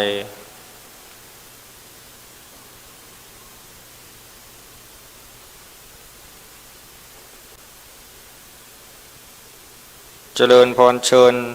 พ่อหลวงทรงปินตาเปีย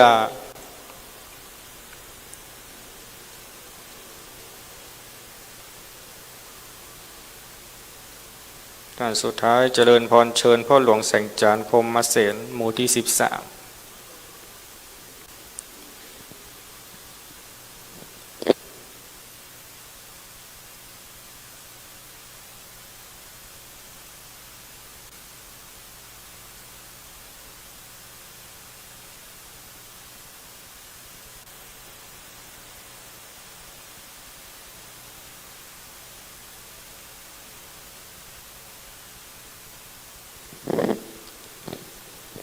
แห่งเล่มสุดท้ายเจริญพรเชิญพ่ออาจารย์ประเสริฐเนาะเป็นตัวแทนพ่อแม่ศรัทธาในเจริญพรเชิญ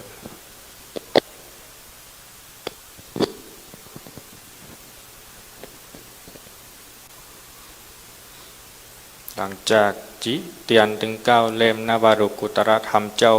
ปุจจาธรรมพระเจ้าเสร็จแล้วขออาราธนาหลวงพ่อรัตนครูวิจารณ์ธรรมทัศน์เจ้าคณะตำบลดะเหล่าเขต3เจ้าวัดไร่พัฒนารามคืนนั่งยังอาจสง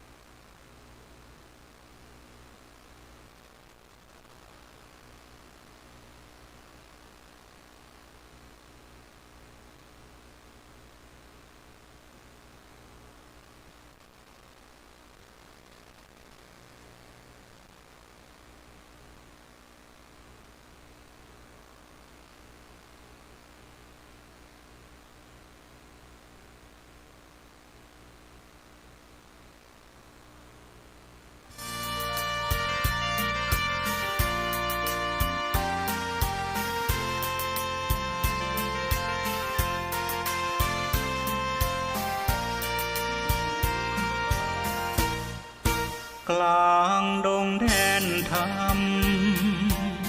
พระเข้ากำอยู่ป่าช้าให้วิวราเสียงนกกาไม่แลเลี้ยวนั่งภาวนา กลางประชาแสนเปลี่ยวท่องพุทโธคนเดียวเปลี่ยวใจเต็มที่เงาดำทะมึนคล้ายมายืนข้างกลดเรากลางคืนเงียบเงาเห็นที่เราต้องเจอพี่เสียงเดินเวียนวนโดนเข้าแล้วหรือนี่ใจเริ่มเต้นทีคงอยากลองดีพระไม้เสียงกิ่งไม้หักพังตื่นผวังใจวิตกคว้าประคำแนบอกรีบหยิบยกขึ้นมาไหวคำหลวงพ่อเคยสอนเห็นภาพหลอนให้จำไว้เห็นผีเมื่อไรไม่ใช่ใครใจเราเอง